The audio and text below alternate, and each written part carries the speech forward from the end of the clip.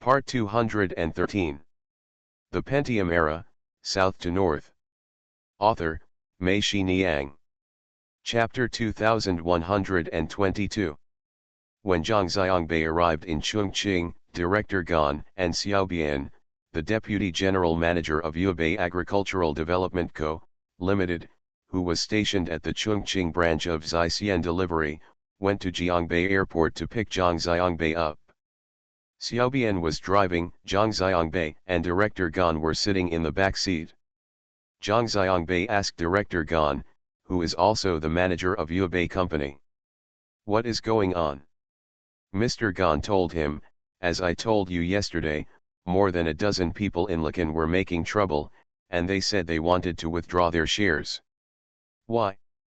Say it again, I didn't understand what I heard on the phone yesterday," Zhang Xiangbei said. "It's the end of the year. Haven't we calculated the output and output value of each workshop? People in Li Village think that their greenhouses have the highest output value. That's because their land in Li Village is the best.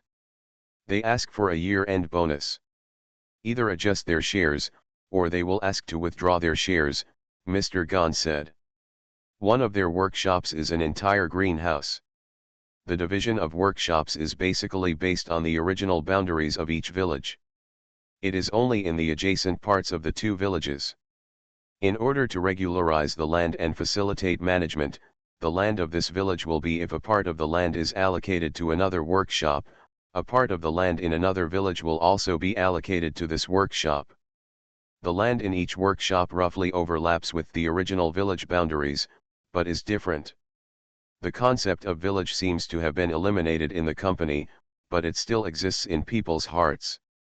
You cannot transfer the workers in this workshop. No one wants to go to another workshop. Not to mention the long commute to get off work. The most important thing is that you will be squeezed out among a lot of people with different surnames.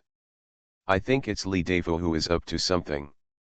Otherwise, our statistical data would have been sent to several senior executives of the company without being announced to the public. How would the workers below know about it?" Xiaobian said from the front. "Li Deifu is the director of the village committee of Liken. He serves as the deputy general manager of the Yubei company and the director of the second workshop, which is the workshop director of the original Liken area. These statistics at the end of the year do not actually explain the problem. They are not made public because they are confidential.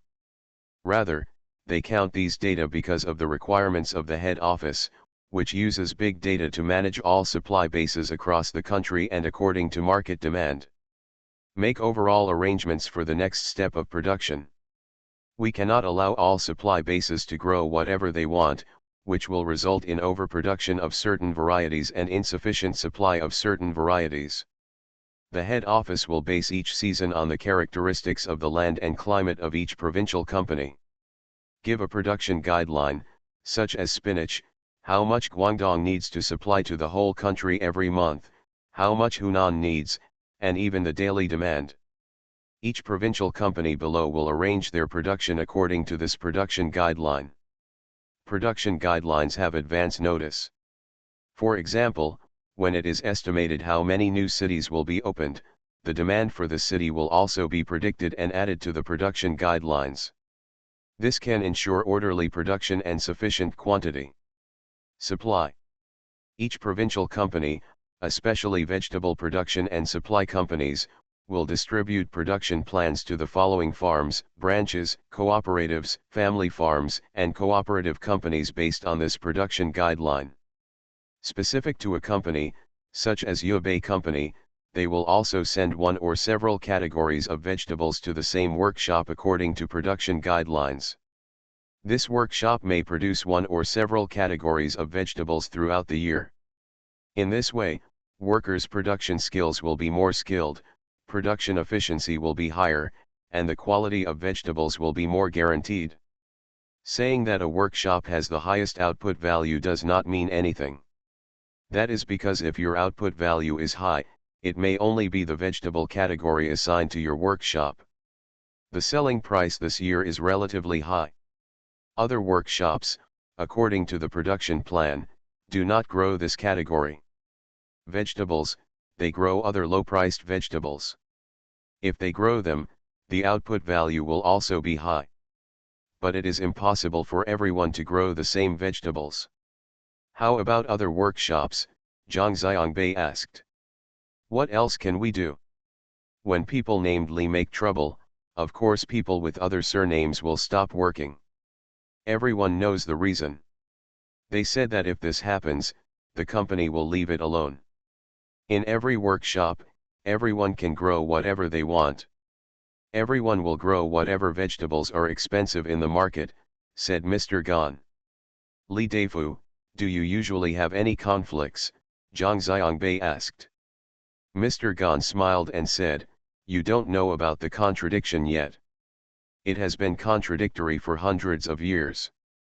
Without this foundation, the people below would not be able to get involved by him. Zhang Xiangbei nodded. In the company, the most sensitive thing is caste nerve. If you want to provoke the emotions of the people below, it is very simple. Just go and make noise and say that we people with the surname Li are being bullied by their surname Gan.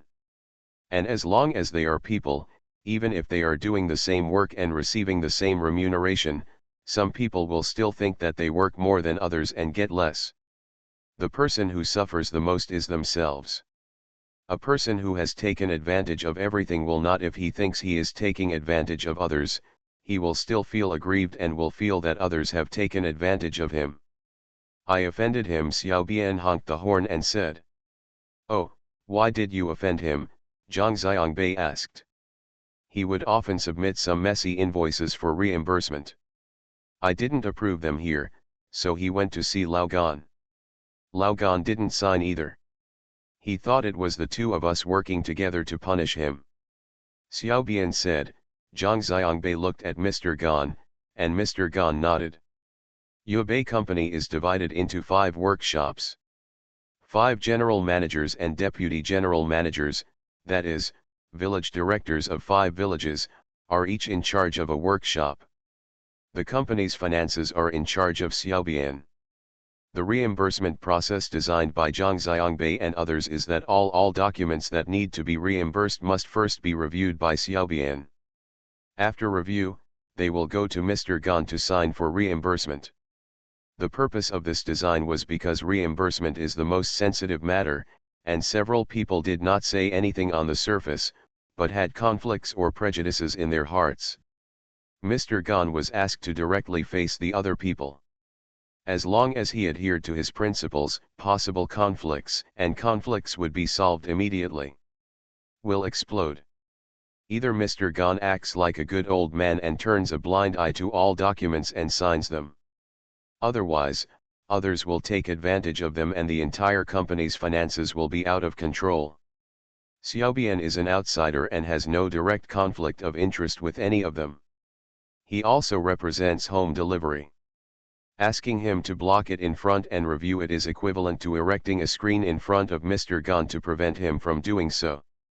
He had direct conflicts with several other vice presidents. Li Deifu's documents could not be passed through Xiaobian, so he took them directly to Mr. Gan.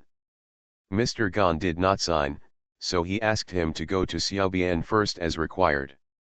Therefore, Li Deifu believed that the two people were trying to blame each other. They were deliberately trying to punish him, so he wanted to give them a blow. What kind of documents are they? Zhang Xiangbei asked. Eating and drinking, many of them are the work of the village. They say they are receiving this inspection team or that inspection team. They have nothing to do with our company itself. Even we don't know when these inspection teams came. How can I help them? Xiao Bian said. These expenses were originally the expenses of the village committee. They put these expenses on the company. The village committee did not reduce the expenses. Instead, it had a small treasury. The money saved can be used by just a few of them. You can decide how to use it. Mr. Gan said, these people calculate their accounts very accurately. I can guarantee that if we reimburse them here, when their village affairs are made public, these accounts will still appear on it. Isn't this a double reimbursement? Zhang Xiangbei asked. What are you afraid of? Just find some invoices. Our company has no right to audit other people's village finances. As long as this money does not go into a person's pocket and is spent in the villagers will only say that he is capable, smart, and elbow. There will be no objections if we turn inward, and they will not care about the company's losses, said Mr. Gan. Zhang Xiangbei thought about it and realized that this was really the case. Have you communicated with the township? What did the township say? Zhang Xiangbei asked. There is nothing the village can do about this kind of thing. The villagers below only hold shares as a family unit. To put it bluntly, it has nothing to do with the village committee. Our company and the village committee are two parallel lines, although they both manage the same area. The land and the same group of people have no affiliation with each other. The village committee has the work of the village committee, and we have the work of our company. Whether we are willing to reimburse for such a reception task is our company's business. Logically speaking, we are not obliged to reimburse them. After all, it is not the company's business, but if we want to reimburse it, it is not impossible. Just treat it as reimbursement. They do good things in the village, Mr. Gan said and shook his head. If Li Deifa reimburses here, other people will definitely follow suit and use it for reimbursement. Then our company will have to support all 5 village committees, Xiaobian said. This is indeed a problem. Mr. Gan said something that touched Zhang Xiangbei. The same land and the same group of people are equal to 2 heads, one is the company and the other is the village committee. You can say it is a parallel line, on top it is a parallel line, but when it reaches the bottom, it is actually a line. This problem does not exist in Ningxia. Ningxia is their own farm, and the people and land are their own. This problem will not arise when cooperating with cooperatives, family farms, and companies. Those cooperatives are originally integrated into the village. Zaixian Shui cooperates with them only on business. What the village does is up to them. Things are the same. Only Hunan in De Wenwen is similar to this. But how come there has never been such a conflict in De Wenwen? Zhang Xiangbei told Mr. Gan his thoughts. Mr. Gan sighed and said, actually, I have been thinking about this issue for a long time and asked Hunan for advice. It turned out that here we have congenital deficiencies that cause acquired malnutrition. What do you say? Zhang Xiangbei asked. We are neither above nor below, neither big nor small, Mr. Gan said, or we should be smaller.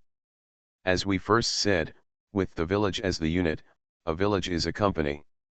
In this way, the village committee and the company are one. Yes, the members of the village committee are all managers of the company.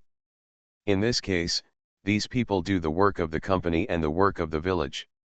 When it comes to finance, the worst thing is to separate it when doing internal accounting. The village and the company are integrated, so why do you take advantage? If the company pays more, the loss will not be everyone's money. It's the same as the village. If the company was just this small, it wouldn't have this problem, or it could be bigger. In Hunan, they are based on counties. The county government directly mobilizes the farmers below to automatically buy shares. It has nothing to do with the village committee. The farmers become the company's shareholders. Shareholders, workers, and company managers are not all members of the village committee. In their place, each village committee is more like a street organization in the city. The village committee is still independent. What is the direct relationship between the streets in the city and the companies on the street? Although my company is in your street, workers live on your street, but your street has no control over me. This is the case in Hunan. The village committee and the company cannot get along with each other. Whatever the village committee should do, continue to do your own thing. At most, there are some things that require the cooperation of the company. The company should cooperate with you and ask the street companies to the factory cooperates the same. Why can't we do it here? Zhang Xiangbei asked. Mr. Gan sighed and said, this is what I said, neither big nor small. It's embarrassing. If it's small, just set up 5 companies out of 5 villages. The village and the company are integrated. The affairs of the village are the company's business, the company's affairs are the village's affairs. It's not the case now. The people and land of the 5 villages have been merged together. The village committees are not integrated with the company, nor are the townships. But it's still the same above, the strips are the strips, the blocks are the blocks, and the strips are all in charge. The problem is that once it manages the village, it seems to control our company as well, which is embarrassing. Is there a solution? Zhang Xiangbei asked. Yes, expel all those people from the company and tell them to go back to the village committee, Xiaobian said. In this way, the village will be completely decoupled from the company. Thank you for the reward of 2 fishes. Thank you kind-hearted people, Dao Duwen and Hu for your monthly votes. Thanks for all the votes and reading. I wish you all good health. The Pentium Era, South to North. Author, Mei Shi Niang. Chapter 2123. Zhang Xiangbei and Mr. Gan both laughed, knowing that what Xiaobian said was angry and it was impossible to fire them. If you dare to fire those vice presidents, the company will fall apart, and there will only be a surge of more people demanding withdrawals. Behind every village director, there is a strong force supporting him. Otherwise, he would not be elected as the director of the village committee. They still have a strong appeal among the people of the village. At the same time, you can fire him from the company, but you can't take away his position as village director. As long as he is still the village director, the villagers will ask for more things from him, such as the approval of homesteads, etc., all of which must be passed. No villager wants to offend him. Just like this Li Defu, he hasn't jumped to the stage yet, but he is just causing trouble behind your back, and he can bring you so much trouble. If everyone is at odds, he will not stop doing it and jump out to fight with you in public. I'm afraid there are more than a dozen people named Li who want to withdraw their shares. Zhang Xiangbei knows that since this kind of thing has happened, of course he must fight, but he cannot fight blindly, otherwise he will only step on the landmine, let the mine explode, and blow himself to pieces, but he must touch and fight again. If you touch someone, you lose your temper. If you hit someone, they want to have an attack but can't. To do this is easier said than done. Zhang Xiangbei asked Mr. Gan whether the township could notify the company of reception activities like this in the village. Impossible. What is a company? Is it another township? Mr. Gan said with a smile. Our company is a union of 5 villages, yes, but it is not a first-level government organization and cannot represent the 5 villages. I'm not talking about representatives, but I'm talking about centralizing these reception activities into the company, Zhang Xiangbei said. That's not the same. In this case, the company will replace the village committees of the 5 villages and exercise management powers, Mr. Gan said. These inspections from the above are all with tasks and indicators. If you can't take over the management functions of the village committee, how will you delegate these tasks and complete them? Okay, I get it. Zhang Xiangbei waved his hand to Mr. Gan. He himself knew that this was impossible. If that happened, their company would be in charge of 5 villages and take care of all the affairs of the 5 village committees. It was just as Mr. Gan said, it will become another township government. As it is now, some people are already saying weird things, Mr. Gan said. Zhang Xiangbei asked, what weird words? Mr. Gan said with a wry smile, we are people whose main job is to make money in business, and in our spare time we are the village directors, who also take care of village affairs. The village secretary told me that day. Of course, he was joking. Zhang Xiangbei was silent. In fact, their company form is indeed a bit strange. For example, Mr. Kan's village committee is also the office space of Yubei Company. Mr. Kan's office is not only the office of the director of the village committee, but also the general manager of Yubei Company. The office is also the office of the workshop director of the fifth workshop. Mr. Gan also serves as the workshop director of the fifth workshop. The following workers are also villagers. They come to Mr. Gan, sometimes for work matters, sometimes for family matters. Can you tell when Mr. Gan is doing village affairs every day, and when he is doing it? Is it a company job? 4 of the 5 deputy general managers are subordinates to Mr. Gan in the company, but at the same time, they are on the same level as Mr. Gan. They are all village directors. There is no question of who leads whom, and they don't buy each other's opinions. They don't even go to work together, but in their respective village committees, which are also the offices of each workshop. The 5 workshops here are more like 5 fingers poking straight apart, unable to form a fist or a whole. At the same time, there are 5 village secretaries who are not even employees of Yubei Company, but their offices are with the 5 general managers and deputy general managers.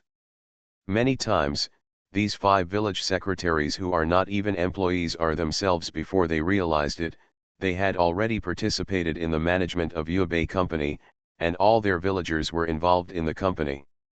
In addition to the secretary and village director, each village also has the director of the village supervisory committee and village accountant, the league branch secretary and women's director, the militia company commander, etc.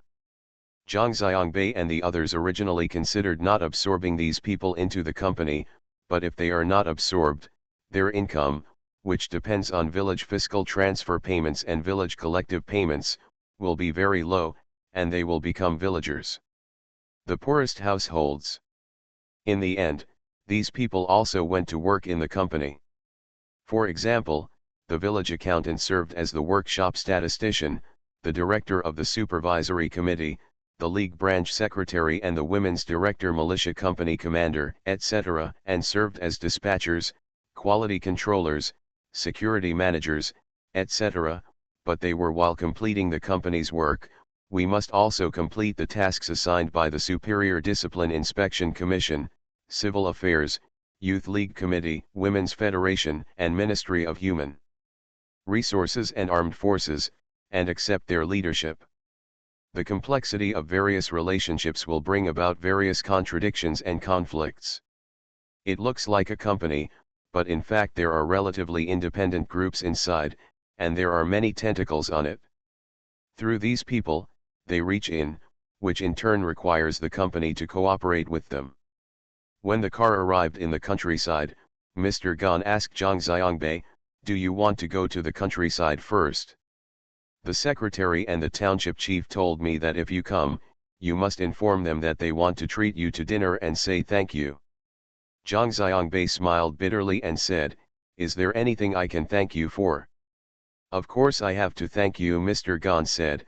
"Although our company has been bumpy since its establishment, the income of the villagers has really increased, and our township has now become a wealthy township in the county. It is also a township that has completely eliminated poor households, and other townships are envious of it." For the secretary and township chief, this is a political achievement and a matter of pride. Zhang Xiangbei shook his head and said, "Let's go to the village first. Let's settle the burning issue first." Mr. Gan said yes. When they arrived in the village, it was already evening. Zhang Xiangbei was staying at his grandparents' house. Xiaobian had been living here since he arrived in the village. They had dinner at Zhang Xiangbei's grandpa's house. After dinner, the 3 of them went to the village committee, which is also the conference room of Yubei Company. Several deputy general managers, including Li Deifu, were waiting for Zhang Xiangbei here. Everyone sat and exchanged pleasantries. It was all in vain, and nothing substantial was involved. Zhang Xiangbei had just arrived and did not understand the situation, so it was not convenient for him to say anything. After everyone dispersed, only Mr. Gan, Xiaobian, and Zhang Xiangbei were left in the conference room. Zhang Xiangbei and Mr. Gan said, "I'll go to each of the workshops below tomorrow. There are some things that they won't be able to tell you in person. They might tell me to find out the specific situation first, and then we can discuss a solution. Mr. Gan said yes, I estimate that since you are here, when Li Dafa goes back today, he will at least make the villagers quiet for a while. Even if they don't give me face, they will give it to you. Zhang Xiangbei smiled and said, how can I have such a big reputation? Mr. Gan also laughed and said, they are not afraid of you, but they are afraid of one person. Who? Zhang Xiangbei asked. Your great-aunt, Chief Niu. Mr. Gan said, Chief Niu told them one by one that if anyone dared to bully our family Bai Bei, she would come from the neighboring county and deal with them one by one. Zhang Xiangbei laughed. It turned out that he still had such a trump card. Just as he was talking, his phone rang. Zhang Xiangbei looked at it and it happened to be his aunt. Zhang Xiangbei quickly picked him up, and Chief Niu asked, Bai Bei, have you been to Chongqing? Zhang Xiangbei said, I am already in the village and have just met with all of them. Bai Bei, do you want me to come over tomorrow? Mayor Niu asked, are those people going through a lot of trouble? Zhang Xiangbei said quickly, thank you, aunt, you don't have to run around so hard. I will handle it here. It's all company matters, and there won't be any big conflicts. Yes, Bai Bei, if anything happens, you can call me at any time, Chief Niu said. Okay, I understand, uncle. When Zhang Xiangbei and Mayor Niu were talking on the phone, Mr. Gan kept laughing. When Zhang Xiangbei hung up the phone, Mr. Gan said, what a pity. What's a pity? Zhang Xiangbei asked. Chief Niu's call came late. If he had called 10 minutes earlier, those people would have been scared to hear it, Mr. Gan said with a smile. Zhang Xiangbei couldn't help but laugh, looked at him, and cursed, you are still shameless. We don't have the ability to handle such a thing ourselves, so we need to rely on foreign aid. It's not shameful to rely on foreign aid.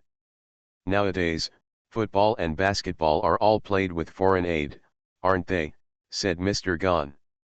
Do we have to be so ineffective? Zhang Xiangbei asked, can't we learn table tennis and specialize in exporting foreign aid?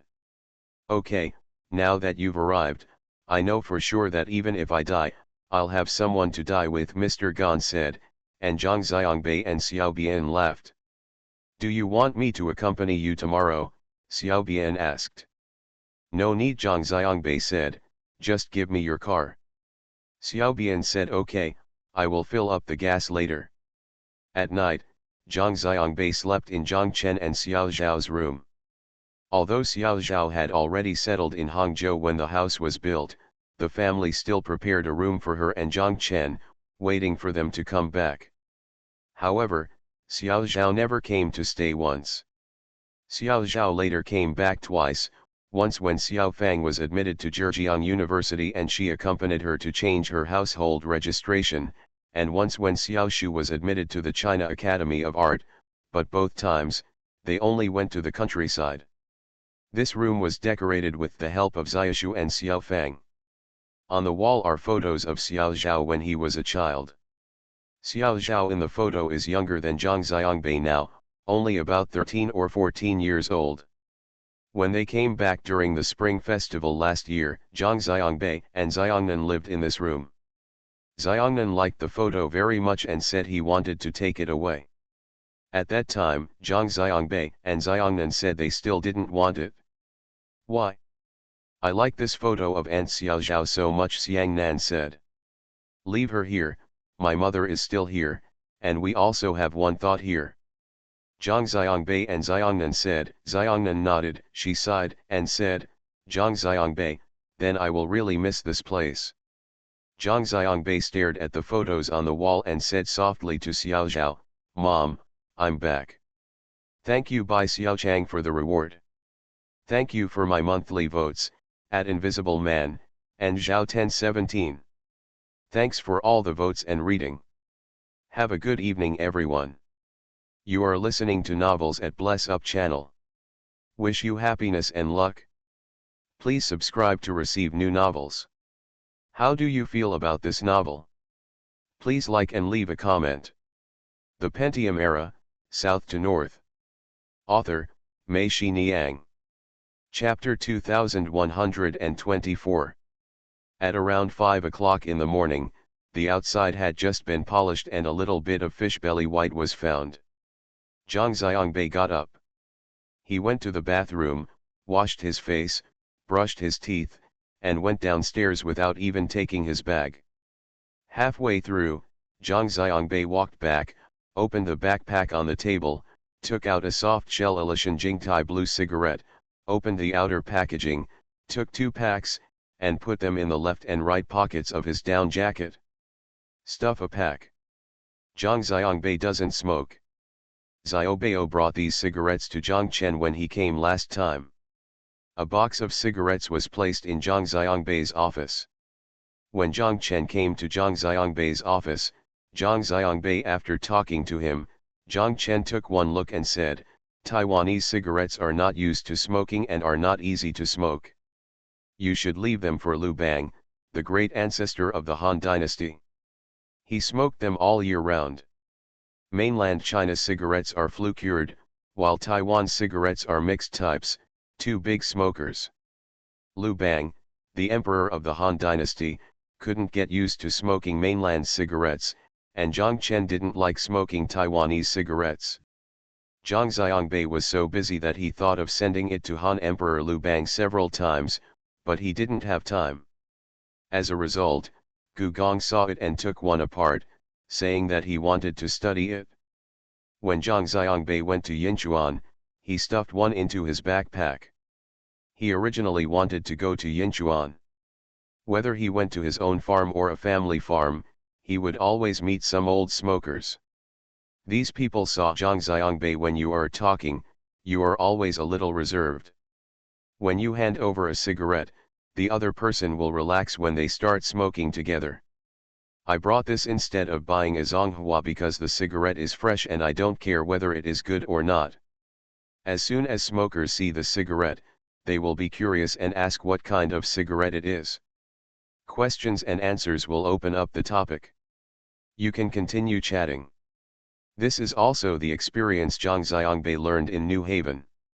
When Zhang Xiangbei went to deliver food at that time, he would bring a pack of cigarettes. Smokers all over the world have the same moral character. No one will refuse the cigarettes you hand him. Unexpectedly, Zhang Xiangbei only stayed in Yinchuan for one night before coming to Chongqing. This cigarette will come in handy in Chongqing. Zhang Xiangbei walked out of the room. He originally wanted to go downstairs to wake Xiaobian and ask for a lighter. When he walked into the corridor, he thought about it. Zhang Xiangbei walked to Xiaofang's room next door. The door was closed but not locked. The door handle turned. Then the door opened. The room was dimly lit. Zhang Xiangbei turned on the light, walked to the desk, and opened the drawers of the desk one by one. Sure enough, he saw 2 disposable lighters in the left drawer. Zhang Xiangbei smiled. Smokers all over the world are really virtuous. They leave lighters wherever they go. This lighter must have been left here by Zhang Chen during the Spring Festival last year. Zhang Xiangbei picked up a lighter, clicked it, and the flames jumped up. Zhang Xiangbei put the lighter in his pocket. When he got downstairs, he stretched out his hand to open the door. The biting cold air hit his face. Zhang Xiangbei couldn't help but shiver. He quickly walked out, closed the door behind him, put his hand into the pocket of his down jacket, and clamped his hand with his arms. The body disappeared into the misty sky outside. The car on the small side couldn't drive in, so it pulled over to the side of the road outside. Zhang Xiangbei walked out from the path with peach trees on both sides. Under the peach trees, there were many green vegetables, and the green vegetables were covered with a shiny layer of frost. Zhang Xiangbei got into the car, thought for a while, and decided to go to the first workshop, which was the vegetable field in Shaojia village. The Yubei company's vegetables are mainly supplied to the Chongqing branch of Zaixian Delivery, and some of them will also be transferred to the Chengdu branch. In the vegetable field, the busy work is mainly from head to tail.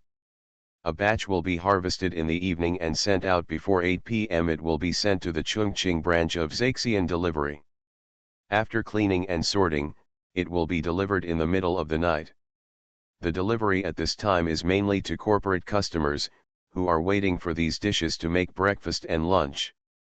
In the early morning, they will also harvest a batch and deliver a batch. After cleaning and sorting, this batch of vegetables is mainly sent to each community. 70 or 80% of the individual customers in the community go to work at noon. Customers who cook at home and have to wait until they get home from get off work in the evening to pick up food from the fresh keeping cabinet will choose the afternoon when choosing a delivery time. They take advantage of the customer's time for delivery. This arrangement not only makes reasonable use of their delivery vehicles and personnel, but also shortens the time from the vegetable field to the customer's kitchen and preserves freshness to the greatest extent. For the supply base below, their workers are divided into two groups. One group's daily work and rest time is to collect vegetables in the evening and early morning, and rest during the day. The other group of workers work the long day shift, and they are responsible for harvesting vegetables. Soil loosening, sowing, fertilizing, pest control, pesticide spraying and daily field management. The vegetable fields in each workshop here are divided into three parts: greenhouses, open fields, and organic vegetable fields. When I go to work at 3:30 in the morning every day, it is still dark outside. At this time, I harvest the vegetables in the greenhouse first, and wait until 5 or 6 o'clock. When it starts to get brighter, we move outside the greenhouse to harvest vegetables from the open field, or go to the peach grove to harvest organic vegetables. A faint layer of white fog floated in the valley, and the front windshield soon became foggy. Zhang Xiangbei turned on the defogging fan. The sound was too noisy, so he turned off the fan again and pressed down the windows on both sides. The howling cold wind brought mist into the car. Zhang Xiangbei took a deep breath, and felt that the coldness was like a sharp blade, inserted through the nose, and he suddenly woke up. He drove to the end of a workshop. It was still dark, as if he didn't want to wake up. The lights were on in the vegetable greenhouse, and the membrane of the greenhouse was also covered with a layer of fog. It was difficult to see clearly. You could only see the shadows of people inside. A few dozen meters away, there were noisy voices coming from the greenhouse. On this winter morning, the noisy voices make people feel warm. There are two trucks parked on the main passage leading to the greenhouse. There are workers carrying boxes of vegetables into the truck. At the door of the greenhouse, there are two scales. The vegetables coming out of the greenhouse are weighed in boxes here. When the boxes were weighed, two weighers sat behind the scales, weighed a box on their laps, and filled in the weight of the box on a form clip to a board clip. Behind one of the weighers, stood a man in his 50s, slightly fat, with a high hairline on his forehead, and his hair slicked back. He was the deputy general manager of their Yubei company and the director of the first workshop. He is also the village director of Shaokan, Lao Xiaotu. The old man stood behind the weighter with his hands behind his head, looked at his watch, walked to the door of the greenhouse, and shouted inside, "Hurry up, hurry up." When he turned around and walked back, he saw Zhang Xiangbei, was stunned for a moment, and then shouted, "Hey, Mr. Zhang, why are you here so early?" Zhang Xiangbei smiled and said, "I'm here to see you." Okay, old Sutu called, wanting to invite Zhang Xiangbei to sit. He walked around in a circle, but found that there was no place to sit. He called to a waiter. "Stand up quickly and give Mr. Zhang a chair to sit on." The waiter stood up, and Zhang Xiangbei said quickly, No, I won't hinder your work, I'll just stand."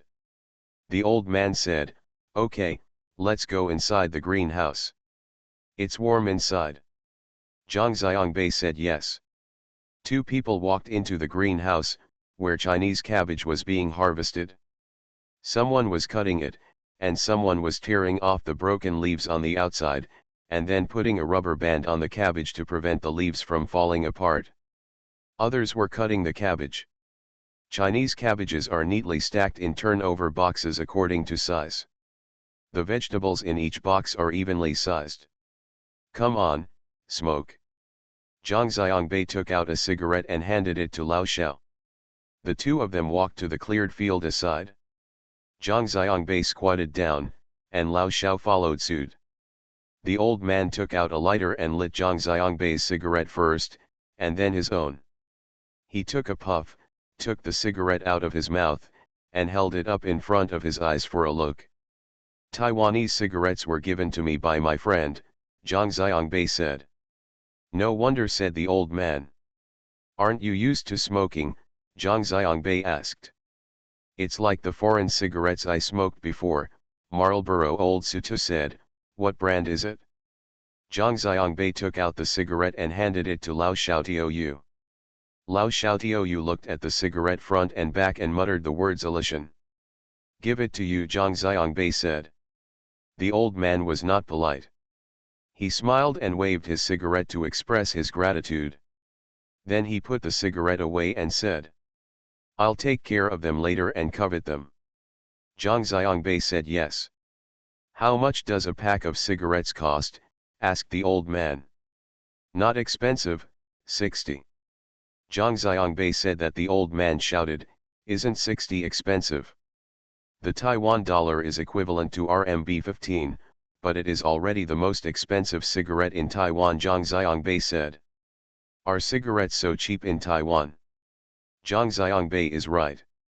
In fact, cigarettes are not expensive in many places, but cigarettes are the most expensive in China. The two people were squatting there, talking, smoking, and looking at the busy people in the distance. The old man asked, Mr. Zhang, it's almost Chinese New Year, but you still come here, right? Zhang Xiangbei was right. Do you know why they did it? Because of what? Huh, someone is fanning the flames from behind. Lao Shao exhaled from his nostrils and cursed, people are not enough. Mr. Shao, can you tell me what the reason is? Zhang Xiangbei said. Xiaogan didn't tell you, Lao Shao asked. Tell me, Zhang Xiangbei said, but I want to hear multiple perspectives, I can't listen to one side of the story. The old man nodded, it's just that bastard Li Deifu who is acting like a monster. Lao Xiaotu then told Zhang Xiangbei about the matter. What Lao Xiaotu said was similar to what Mr. Gan and Xiao Bian said to him. Zhang Xiangbei felt confident. It seemed that this was what happened. Those people, it's not that he really wants to withdraw his shares, but he is used as a pawn by Li Deifu, jumping around in front. As long as Li Deifu's problem is solved, the issue of withdrawing his shares will also be solved. Zhang Xiangbei asked, Mr. Shao, are you all watching? That's right, Lao Wang, Lao Chen and I are watching. If Xiaogan and Xiao Bian fail to stand firm this time and shrink back, we will be ready to fall out. Everyone, please stop being human and tear off your faces. Lao Xiaotu said. Who are you falling out with? Zhang Xiangbei asked, Li Deifu or Mr. Gan and Mr. Bian? Turn them all over. Why? There is no such reason. The company's money is earned by everyone's hard work. Why can someone named Li reimburse the messy invoices? If he can do it, can we all do it? Then everyone can mess with it. After the reimbursement is over, is the company still doing well? If it does this, it's really better to break up as soon as possible, Lao Xiaotu said. Thank you for the reward of 2 fishes.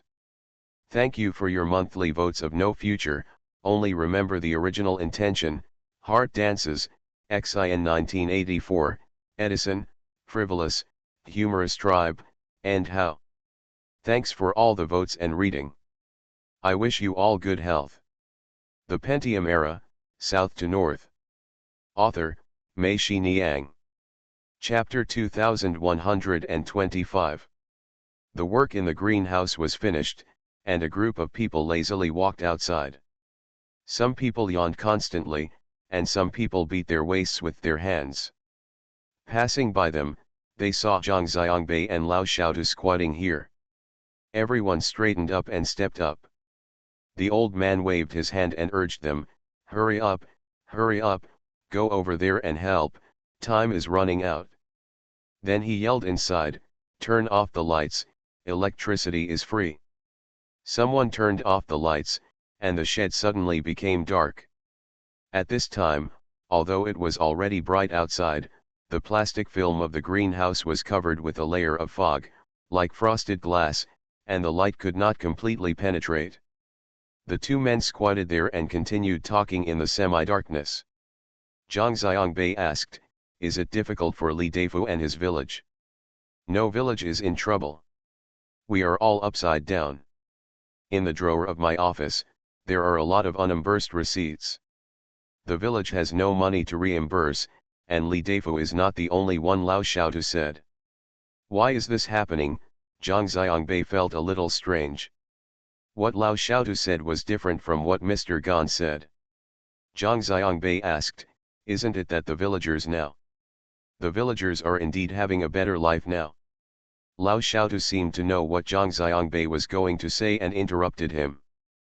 But the village collective is still extremely poor. No matter how rich the villagers are, we can't grab money from their pockets, right? Now it's no better than before. There are no village reserves and unified funds. We in these villages are inherently poor. There is too much land but little land. When the land was divided, it was done quite thoroughly, leaving little room for maneuver for the village collective. In the past few years, some land was opened here and there, but the farmland was returned to forests and then returned. There were no procedures when digging, and there was no compensation when it was returned. Plus here, as you know, it's not for villages like those in the suburbs of Chongqing, there are no village collective enterprises, no one wants to expropriate land, and there is no compensation. However, the village's expenses cannot be reduced at all, including village road maintenance, street lamp replacement, village cotters' salaries, nursing home expenses, family members of conscripts, family planning center heads, forest rangers, human and animal epidemic prevention personnel, 5 guarantee households, only children, etc. All these subsidies add up to more than 200,000 yuan a year.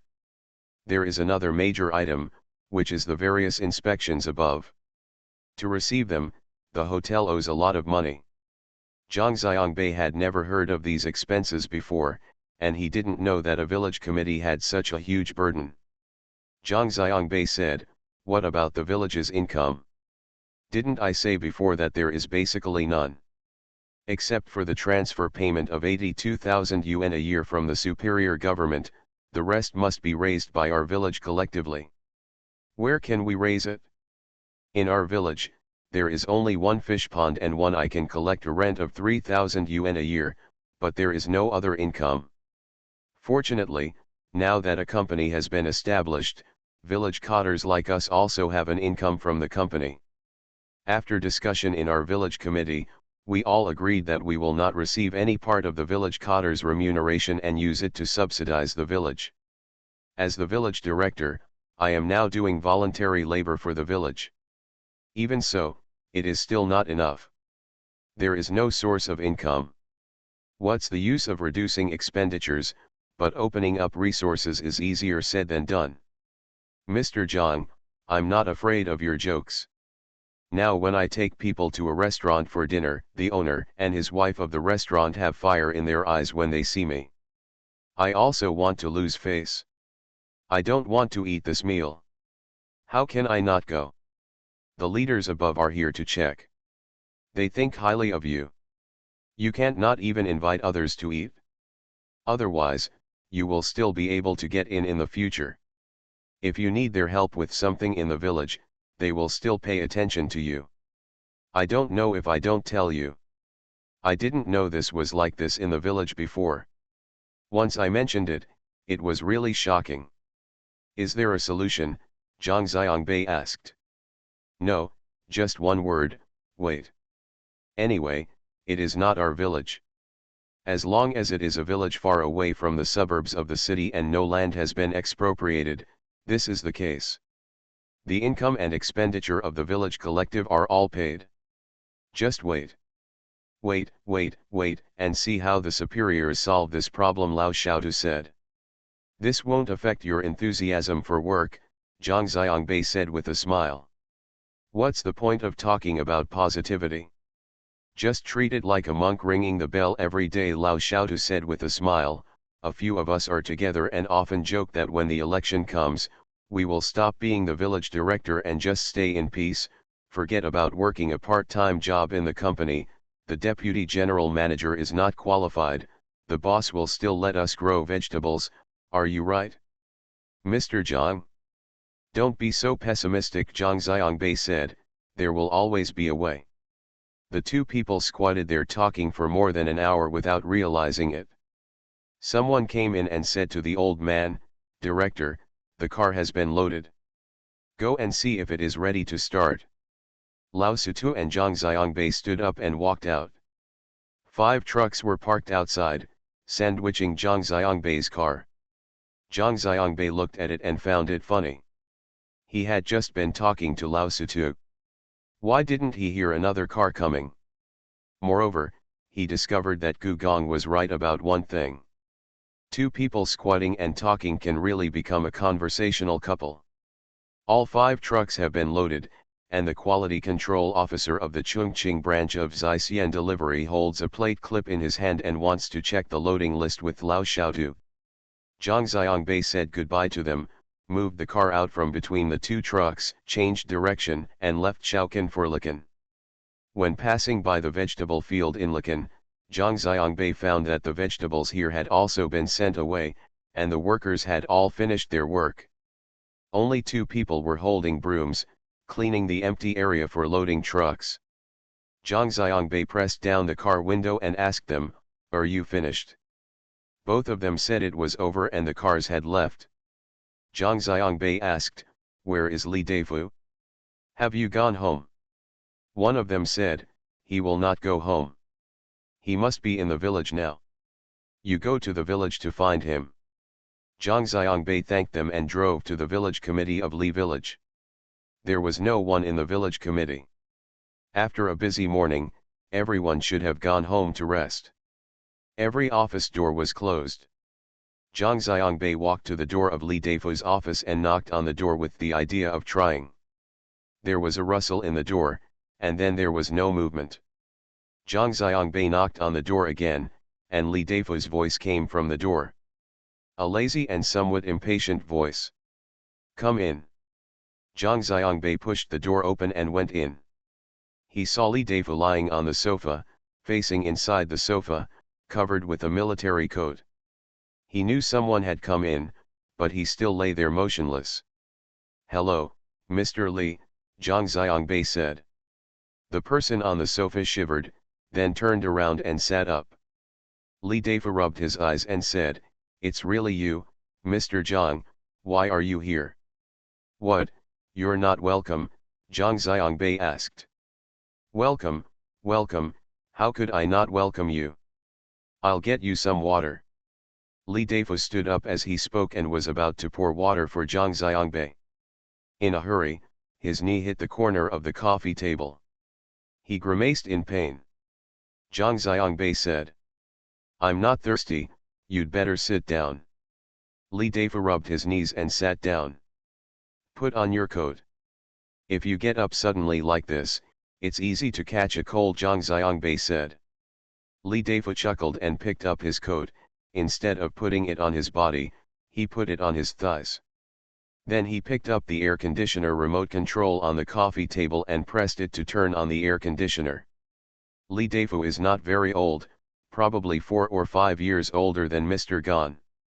He should be 33 or 34 years old this year. "Mr. Zhang, are you here for the people in our village?" Li Deifu asked.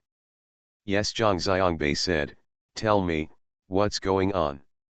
"Nothing happened. It was just a calculation of the abacus and calculation, but I couldn't do it. I felt that I had suffered a big loss," Li Deifu said. "You didn't do your work, Zhang Xiangbei asked. Li Dafo said, of course I did it, but it was useless. How do they calculate this account? I don't know that the output value is the result of the production plan arrangement. It has nothing to do with them, the land or even your village. If you arrange to plant radishes, Chinese cabbage and other things here, your output value per mu will be just come down. Zhang Xiangbei looked at Li Dafo and said. Li Dafo glanced at Zhang Xiangbei and quickly looked away, muttering, of course I told them the truth, but they didn't listen, and there was nothing I could do. Zhang Xiangbei sighed secretly, feeling very tired of going around in vain like this. Since the other party was also a young man, Zhang Xiangbei was not prepared to be polite. Zhang Xiangbei straightened up, folded his hands on his chest, stared at Li Dafo, and said word by word. Mr. Li, there are only two of us here now. I hate people who are secretive. On the contrary, as long as it is the truth, I can accept whatever you say. Li Dafo still didn't look at Zhang Xiangbei. He asked, what do you mean, Mr. Zhang? I hope you can tell me the truth and tell me, did you use them as gunmen? Zhang Xiangbei asked. What do you mean, Mr. Zhang, who do you think I am? Li Dafo was a little anxious and finally looked at Zhang Xiangbei. Zhang Xiangbei waved his hand, just say yes or no. Li Dafo said nothing and lowered his head.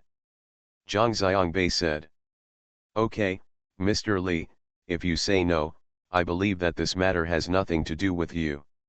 When I leave here, I will visit them one by one and ask them if it is their intention to withdraw from the shares. If so, I will tell them on the spot. Agree with them. Li Dafo lowered his head even lower. Zhang Xiangbei's words immediately killed his general. If Zhang Xiangbei really went to those people's homes, when those people saw that the big boss came in person, they will feel weak. When Zhang Xiangbei says that he really wants to clear them out, are these people still not in a hurry? They would definitely tell Zhang Xiangbei that they had no intention of withdrawing their shares, and they would immediately betray the gang. Then, he, Li Dafo, would be hung on the wall and become a living target. Zhang Xiangbei looked at Li Dafo without saying anything. Li Dafo lowered his head and said nothing, and the office fell into a deathly silence. Only the fan of the air conditioner makes a sha-hi sound and then automatically pauses. The sound seems to be a human sigh. In an office a few rooms away, a phone rang. Both of them counted in their hearts, 1, 2, 3, it rang 9 times in total. The phone finally stopped ringing. After a while, it rang again. Then, Zhang Xiangbei heard Li Dafo's Adam's apple move and swallowed a mouthful of saliva. Thank you Tiger for your monthly pass. Thank you for all the recommendation votes and monthly votes. Have a good evening everyone. The Pentium Era, South to North. Author, Mei Shi Niang. Chapter 2126. Zhang Xiangbei looked around. The village committee of Li Village is an old building, which cannot be compared with Mr. Gan and his office building. The village committee building of Mr. Gan was newly built with the help of Zhang Chen and Xiao Fang. It integrates the village committee office and villager activity center, as well as small markets and supermarkets. Li Dafo's office is of course incomparable to Mr. Kan's. Except for one air conditioner that is new, the entire office is filled with old furniture. Even the sofa they are sitting on looks old. The cloth was either burgundy or orange. It was hard to tell which color it was. The armrests of the sofa were polished and greasy. Zhang Xiangbei and Li Dafo said, I already know about the reimbursement. You know it, how can you still kill me? Li Dafo choked, if no one snitches, you won't come. Zhang Xiangbei smiled and said, it's easy to handle if you get emotional. I'm just afraid that you'll lose your temper. Zhang Xiangbei asked, is it difficult in the village? Of course I can't compare with you. Li Dafo choked again, paused for a while, and asked, are you here to see my joke? Yes, Zhang Xiangbei said, if you want to make yourself a joke, I am here to see the joke. If you think you are still the vice president of the company, I am here to talk about work with you. Li Deifu was stunned for a moment and looked up at Zhang Xiangbei. Zhang Xiangbei said, if you are dissatisfied, just yell out. If you have complaints, just complain. If you want to fight, fine, I will accompany you, but you are definitely no match for me in a fight. Li Deifu glared at Zhang Xiangbei, and Zhang Xiangbei said, what, you don't accept it? If you don't accept it, let's try arm wrestling. Li Deifu thought to himself, arm wrestling? What a joke, I'm a rough guy who does farm work every day, but I can't beat a young man like you.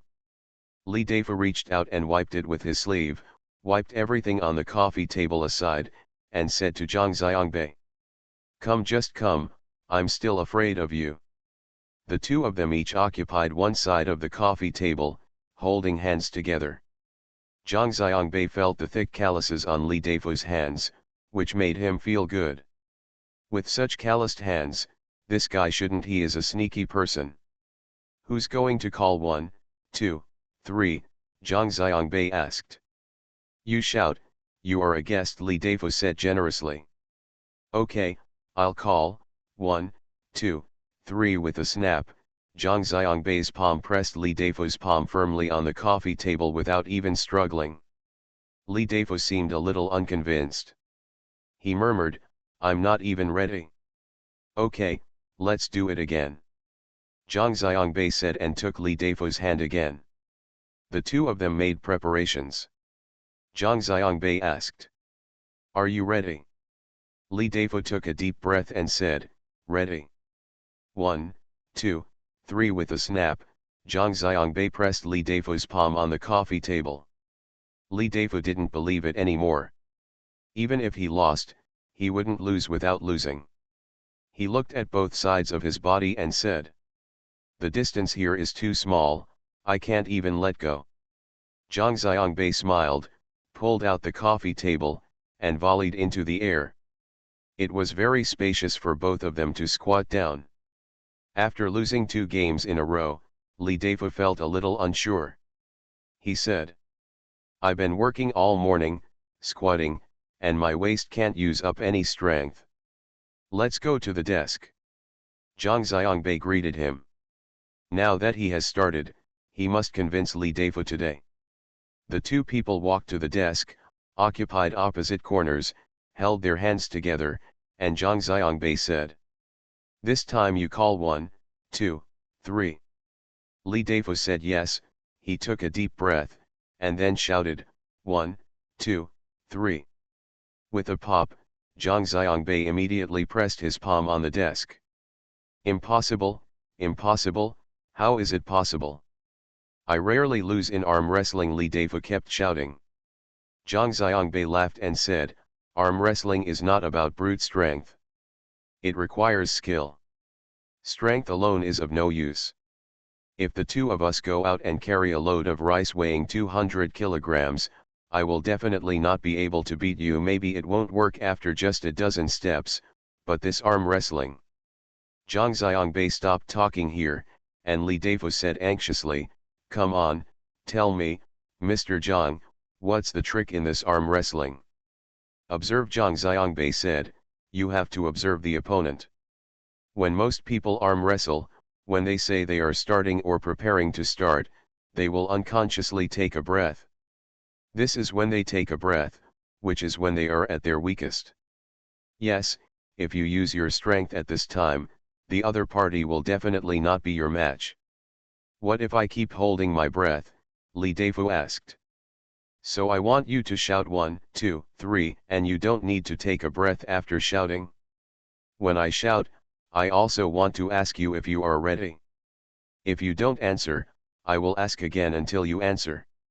As soon as you open your mouth, the breath you are holding is gone and you need to take another breath, Zhang Xiangbei said. Li Deifu understood and smiled. He looked at Zhang Xiangbei, who shouted, I have already told you the secret. Don't even think about competing with me again. If you compete with me again, you will definitely lose. Li Deifu laughed loudly and said, "Okay, then we'd better go over and sit down." The two sat down on the sofa again. Zhang Xiangbei glanced around and said to Li Deifu, "Your office is a bit shabby.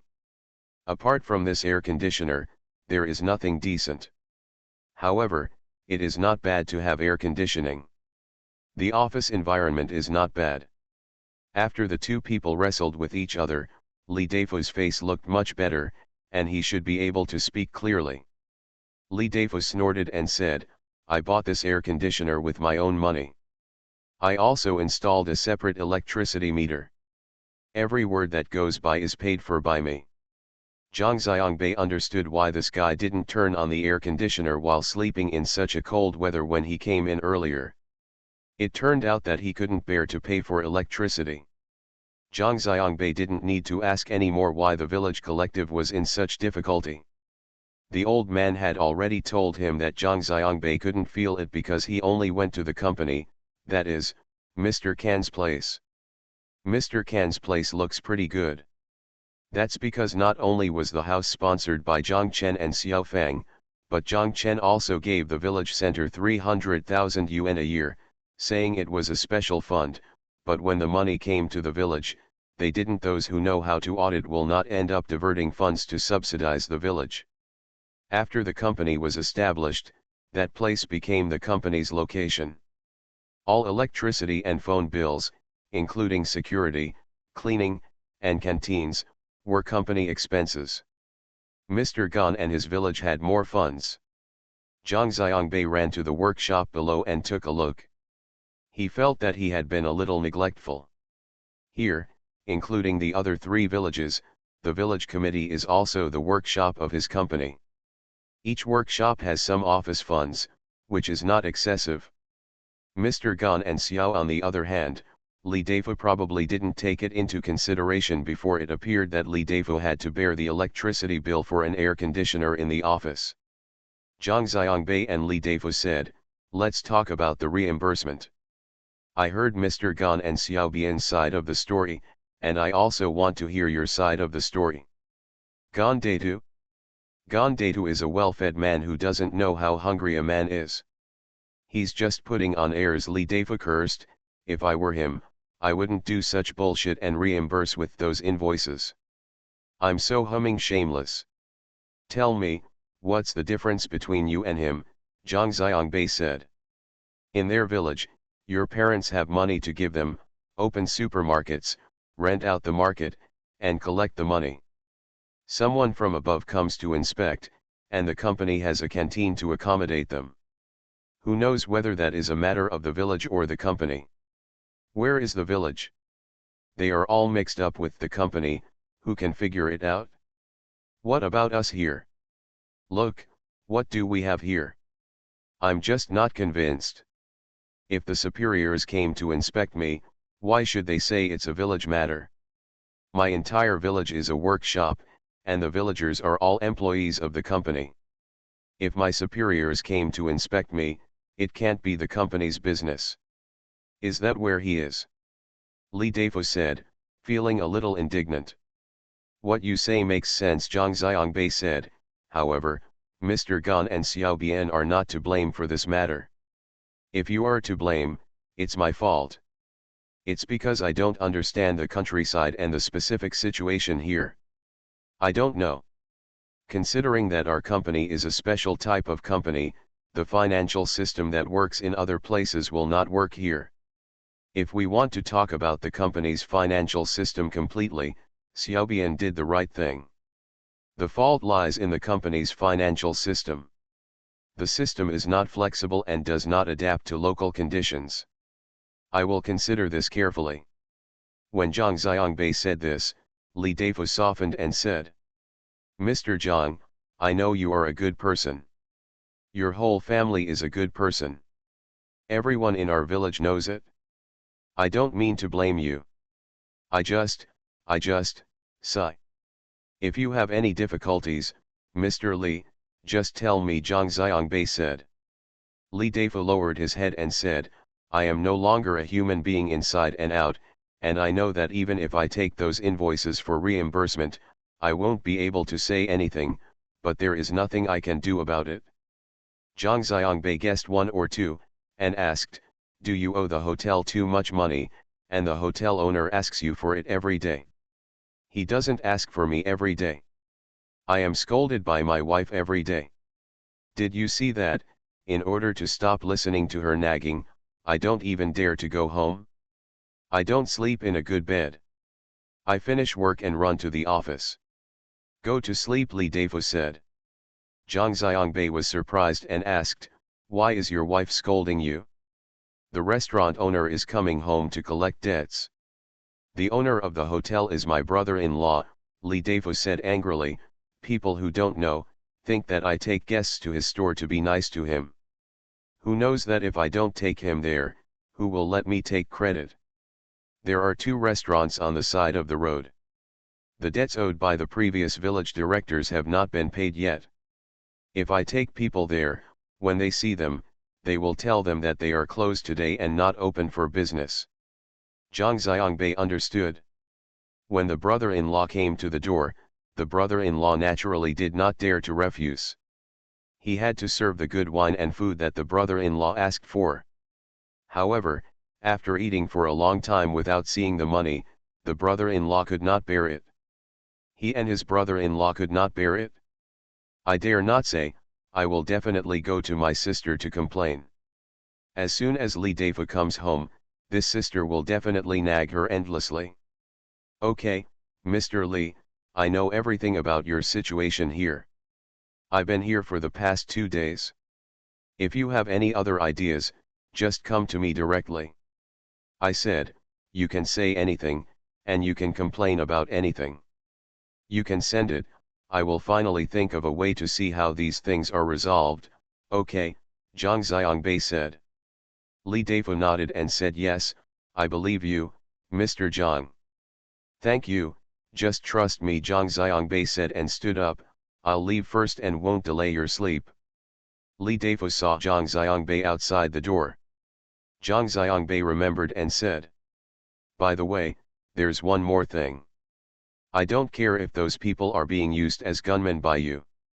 Anyway, I leave this job to you. Go ahead and tell them not to make trouble. It will make people in the company panic. If they make trouble again, I'll fall out with you first. Thank you for the reward of 2 fishes at one time, reading the book every day, ranking 3rd from top to bottom, and at 3 o'clock in the middle of the night. Thank you Fang L, Windenwing, Zhao 1017, Zipanjiang 1, Xiang J, and book friend 201712210210399930 for your monthly votes. Thanks for all the votes and reading. I wish you all good health. You are listening to Novels at Bless Up channel. Wish you happiness and luck. Please subscribe to receive new novels. How do you feel about this novel? Please like and leave a comment. The Pentium Era, South to North. Author, Mei Shi Niang. Chapter 2127. Zhang Xiangbei drove back to the company. His office was temporarily placed in the conference room. Zhang Xiangbei called Mr. Gan and Xiaobian over. He asked Xiaobian and the canteen chef to go to the county town to buy food and wine. Zhang Xiangbei told Xiaobian that the wine should be good and the food should be good. Check to see if there is any seafood. If there is no seafood in the market, go to the Renjia Hotel. Buy it here, add some money, and they will sell it to you. Xiaobian said, I'd better call the company and ask them to deliver it. The company has everything, so you don't have to look for it. The expressway exit from Chongqing to the county town is about the same time as ours. I go to the expressway exit to pick up the goods. Zhang Xiangbei said, okay, you are smarter, why didn't I think of it? Please go and make arrangements immediately. What are you doing tonight? Mr. Gan asked. Let's eat. What can we do with good wine and good food? Zhang Xiangbei said. What important guest are you inviting? Please treat ourselves, Zhang Xiangbei said. We are the vegetable sellers ourselves, can't we eat something good? Mr. Gan looked at him. wondering what kind of medicine he was selling in his gourd. Zhang Xiangbei said, "Please inform me that we will be here tonight. I will invite Lao Xiaotu and Li Deifu and the other 4 vice presidents to dinner. You and Xiaobian will also attend.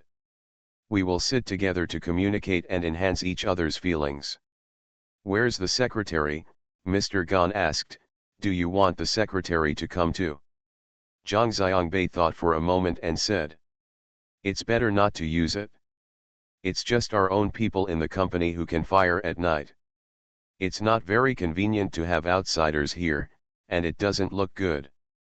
Before I leave, I'll invite all the secretaries to the county seat for a good gathering. Thank you. Their support for us." Mr. Gan understood that the drink tonight might be Quanwuxing. He said yes, and Secretary Shi and I also told him to avoid misunderstanding. Secretary Shi is the secretary of the village. He will eat in the cafeteria here in the evening. He will definitely know that Yubei Company held a banquet without calling him, which would be too disrespectful to him. This explanation is very necessary. Zhang Xiangbei stood up and said, "I'm going home to catch up on some sleep. I don't know how much I'll be fed at night. I need to recharge my batteries." Mr. Gan laughed loudly. "It seems that you are ready to risk everything." "Don't laugh, you can't escape either. Don't think they will let you go," Zhang Xiangbei said. He put his hand in his pocket and found a pack of Alishan cigarettes in his pocket. He took out the cigarette and threw it to Mr. Gan, saying, "Taiwanese cigarettes are given to you." Zhang Xiangbei went home and sat in bed. He first called Wu Huan and told her about the situation here. Then, he slid up and down the address book on his phone, selecting between Dad and Xiaofang. After hesitating for a while, he finally called Aunt Xiaofang. After the phone call, Zhang Xiangbei yawned. He got up too early this morning and was a little sleepy. He fell on the bed and fell asleep soon. Mr. Kan's call woke Zhang Xiangbei up. Zhang Xiangbei looked out the window and saw that it was getting dark. Mr. Gan said on the phone that the food was almost served and everyone was here. Zhang Xiangbei said, "Yes, I will come right away." Zhang Xiangbei arrived at the company canteen. The canteen is not big. The hall outside can probably seat dozens of people. The company is also the village committee, and there are not many people in it. Everyone has gone home after get off work. There are only a few people from the village in the dining hall. Households with 5 guarantees sit down to eat. They have 3 meals a day here.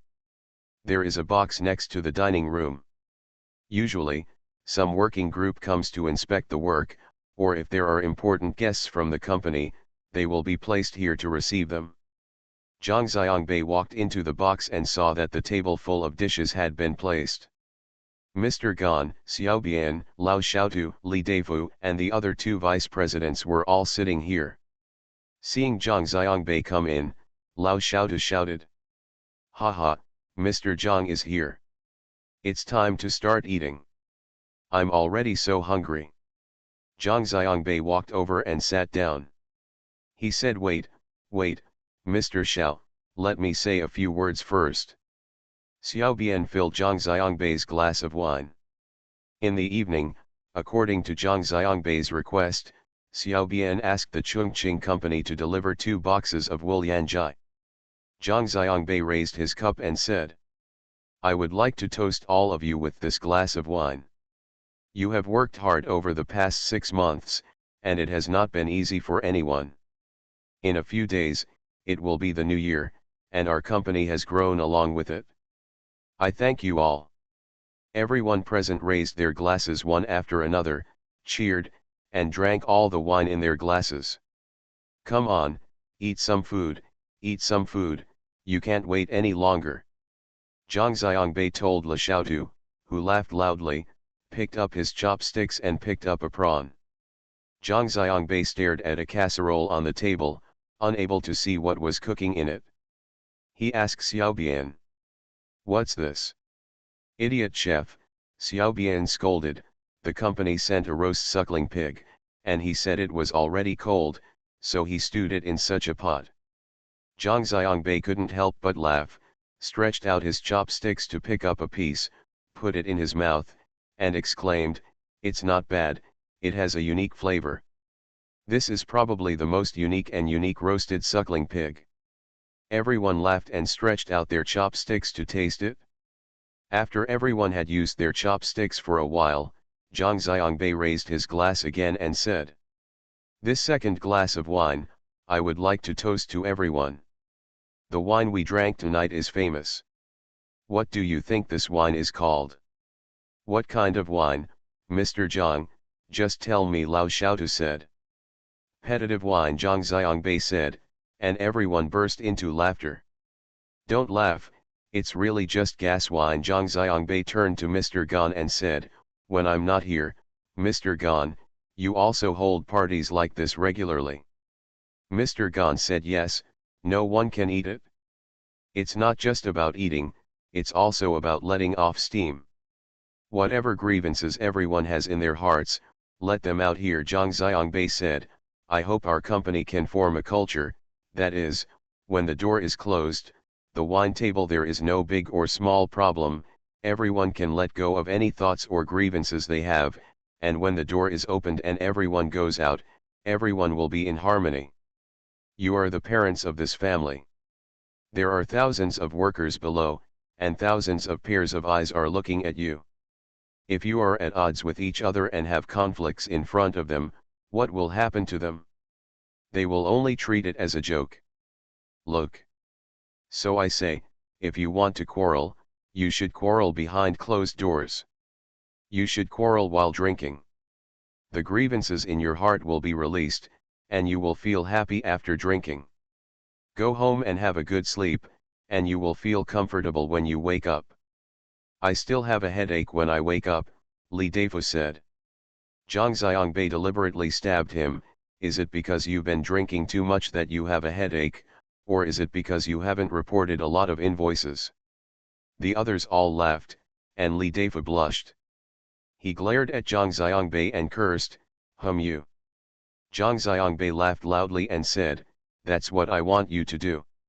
When you release the air, you have to release it like this.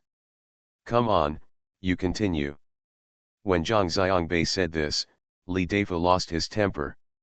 He was stunned and said, "You didn't even fart, why are you so angry? I'll drink with you." "Okay, what's there to be afraid of when you drink?" Zhang Xiangbei said. "I will hold the third plenary session of the Central Committee of the Communist Party of China with you, and we will leave 3 in a row." Li Deifu said proudly, thinking in his heart, "I can't arm wrestle you, how can I drink alcohol?"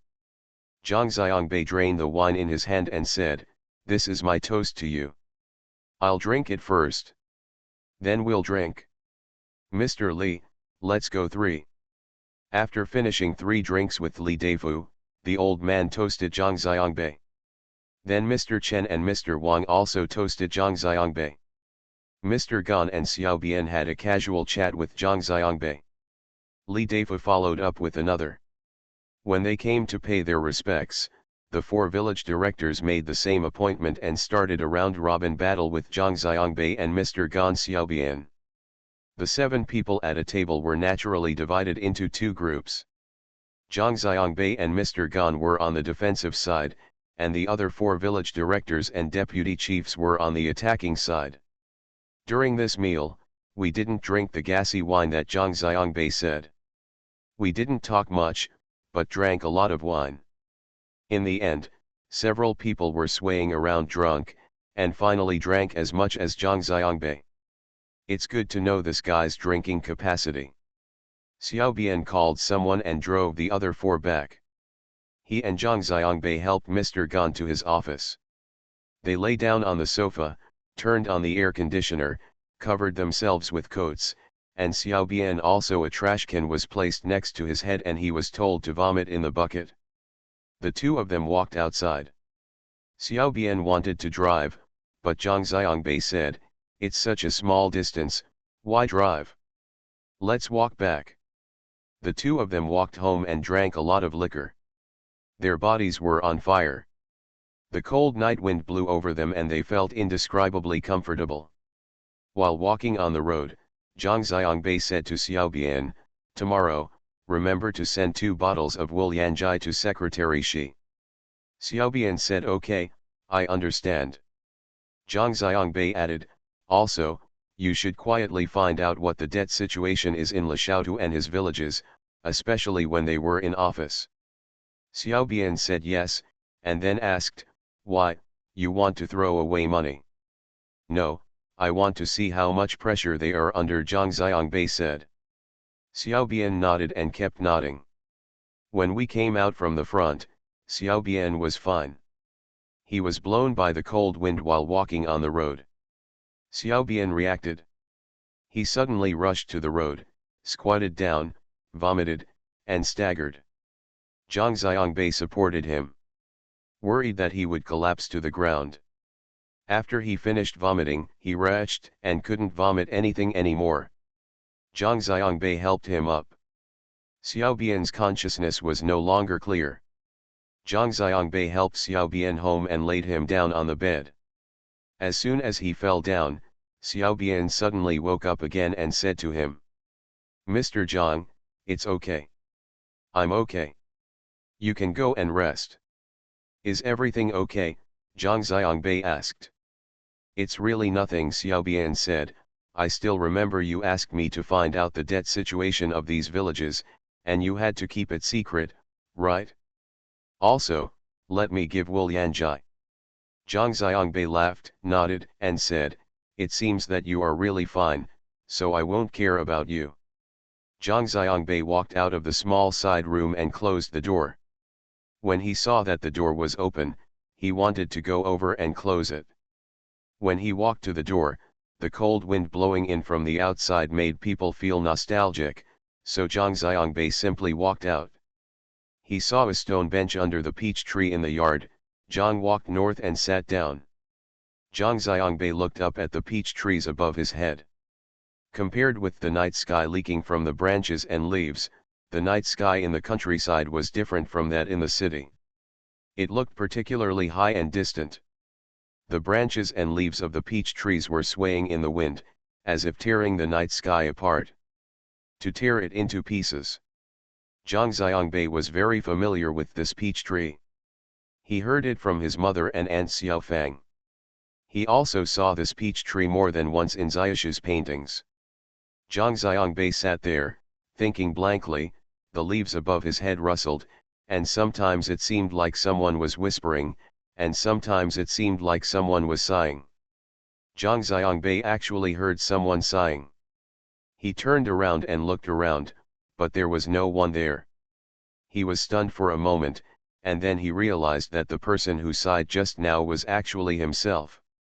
"Thank you Lulu 6717 P11, Li Rujin, Daos Hung 123, Feng Chen Passerby Ye Buzan, Book Friends 20181130105305305944, Book Friends 20181130105305305944 for your monthly votes. Thanks for all the votes and reading. Have a good evening everyone. The Pentium Era, South to North. Author, Mei Shi Niang. Chapter 2128. The next day, Zhang Xiangbei got up early and drove to the villages surnamed Wang and Chen.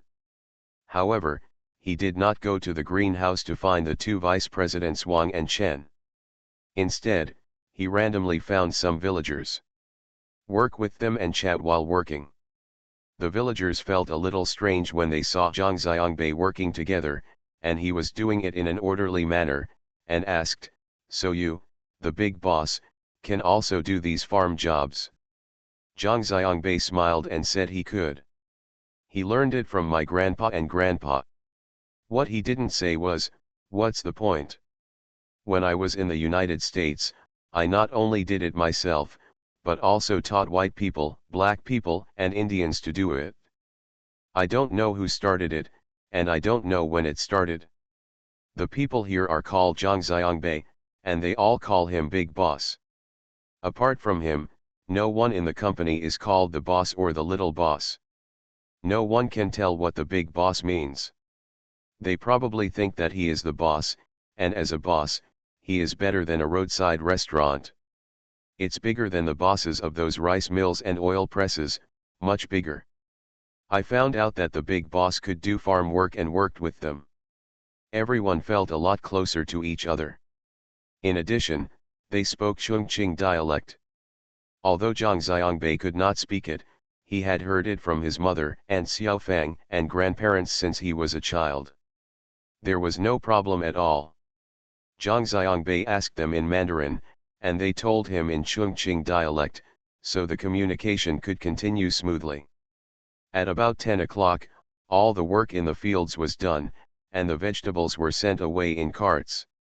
Everyone waved their hands and called it a day. Zhang Xiangbei said goodbye to them and returned home. He went to his eldest grandpa's house and sat down with him. We chatted with grandpa to learn about the situation in the village, and had lunch at grandpa's house. After lunch, Zhang Xiangbei went back to his room and wanted to sleep for a while, but he didn't feel sleepy when he lay on the bed. He sat up, put on his clothes, and sat on the bed, thinking blankly. The more Zhang Xiangbei thought about it, the less sleepy he became. He simply got up, drove to the village committee, parked the car downstairs, but did not go upstairs. Instead, he went to the market and supermarket below to chat with the stall owners. Mr. Gan came down to buy cigarettes and saw Zhang Xiangbei in the supermarket and asked, "Why are you here? I thought you were sleeping, but Xiao Bian said you went out early in the morning." Zhang Xiangbei said, "I can't sleep, so I came here to hang out." The two of them went upstairs together, and Mr. Gan said, "You are now famous." "What are you famous for?" Zhang Xiangbei asked. "Drink, you killed us all," Mr. Gan said. "What's so good about this name?" Zhang Xiangbei smiled. In fact, he intended to give himself this name yesterday. In rural areas, everyone still admires a person who does not cheat or cheat at the wine table, but can beat himself with his true strength.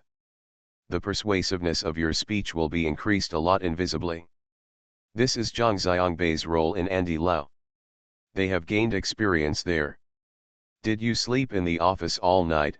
Zhang Xiangbei asked Mr. Gan. "No," Mr. Gan said, "I woke up in the middle of the night and went back. If I don't go back, my wife will come looking for me." "What, are you afraid that you will have sex outside?" Mr. Gan laughed, "I'm afraid I'll fall into a ditch and freeze to death." Secretary Shi came down from upstairs and saw the two of them. He smiled and stretched out his hand to shake Zhang Xiangbei's hand. He said to him, "Well done. You beat all these cowards." When he was done, he patted Zhang Xiangbei's hand, shoulders, and said to him, "Thank you." Zhang Xiangbei knew that Xiaobian's wine had been delivered.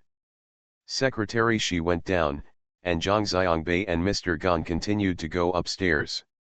When they got upstairs, Zhang Xiangbei followed Mr. Gan into his office, sat down on the sofa, and waited until Mr. Gan made tea and brought it to Zhang Xiangbei.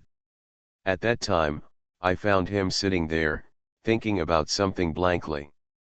Mr. Gan put the cup down on the coffee table in front of Zhang Xiangbei and asked, "What are you thinking about?"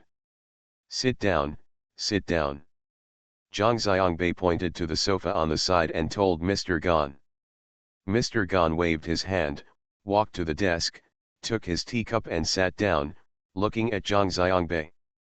Zhang Xiangbei asked, "Tell me, Lao Gan, what is the biggest problem in the company now? Are we here, or are they there?" Mr. Gan asked. Zhang Xiangbei asked, "Is there any difference?" "The difference is huge," Mr. Gan said.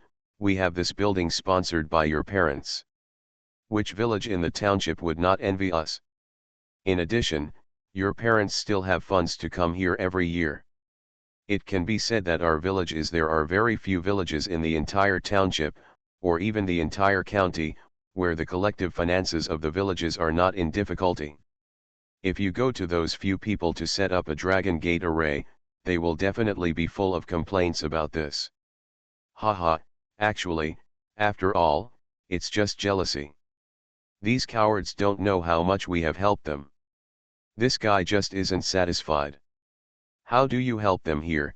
Zhang Xiangbei asked. Ask them how many inspections there were. The first few people who came down did not go to their villages, but inspected their places, and finally came to our place. They know it very well, and they are just pretending to be stupid. Mr. Gan said. Well, is there any difference between where you go first and where you go later?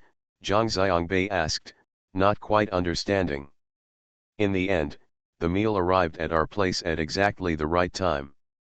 We took over the reception tasks for several villages. Not only did they save trouble and money, they sometimes even came to have food and wine while they were eating. Reporting. Mr. Gan said that Zhang Xiangbei couldn't help but laugh. He understood that going to their place was just a formality, and getting here was the real business. Of course, those people chose it themselves. Mr. Gan said, if you go to those villages, there are small shops on the roadside.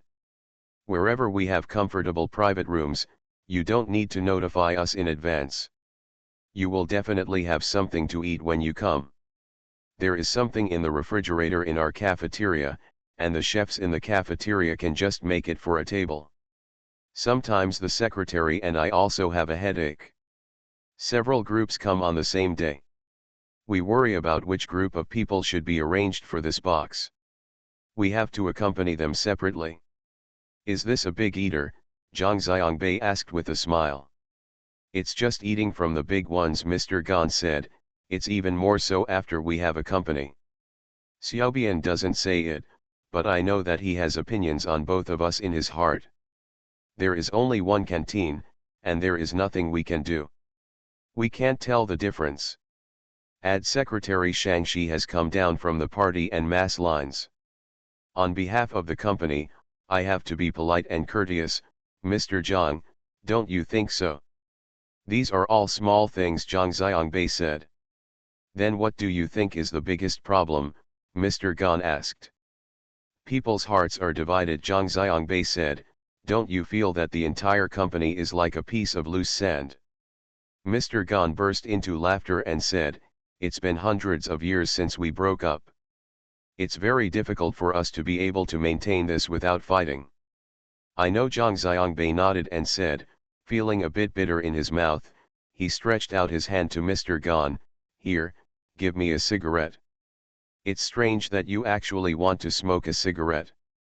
Mr. Gan's eyes widened, but he still picked up the cigarette on the coffee table and handed one to Zhang Xiangbei. Zhang Xiangbei held it in his mouth. Mr. Gan picked up the lighter and lit it with a click, and replaced Zhang Xiangbei. Lighting the cigarette, Mr. Gan chuckled. Why are you laughing? Zhang Xiangbei asked. Mr. Gan said, it's impossible to learn. The way you hold a cigarette is like holding a pen. You are putting a pencil in your mouth. Zhang Xiangbei had just taken a puff of cigarette. When he heard this, he wanted to laugh, but he choked and coughed violently. Mr. Gan was happy and said, a novice is a novice, there is no other way. You, Zhang Xiangbei cursed, threw the cigarette into the ashtray, and stopped smoking. Don't throw it away, don't throw it away. How can you throw away the cigarette? Mr. Gan said, picking up the cigarette that Zhang Xiangbei had taken a drag from the ashtray and holding it in his mouth. How cheap, Zhang Xiangbei scolded. Mr. Gan held the cigarette between his two fingers and waved it, it's your fault. After taking a puff of the cigarette, Zhang Xiangbei felt the taste in his mouth became even more bitter. He picked up the cup and took a sip of water. After putting down the cup, he looked at Mr. Gan and said, I know what you are saying, and I have heard some of it. To be honest, when the township first proposed that the 5 villages jointly start this company, not only was my aunt Xiaofang opposed to it, but my grandpa heard it and he was also very opposed. But someone who would never interfere with what we do. He also said that if these villages get together, it will definitely not work. Mr. Gan nodded. Xiao Fang had called him. Of course he knew the situation at that time and he didn't want to, but he was tricked by the mayor and secretary into going to Hangzhou. Later, when you arrived in Hangzhou, my aunt Xiao Fang was persuaded by my father. I also thought it would be a big deal, Zhang Xiangbei said, but after we actually started doing it, I realized that the problem was bigger than I imagined.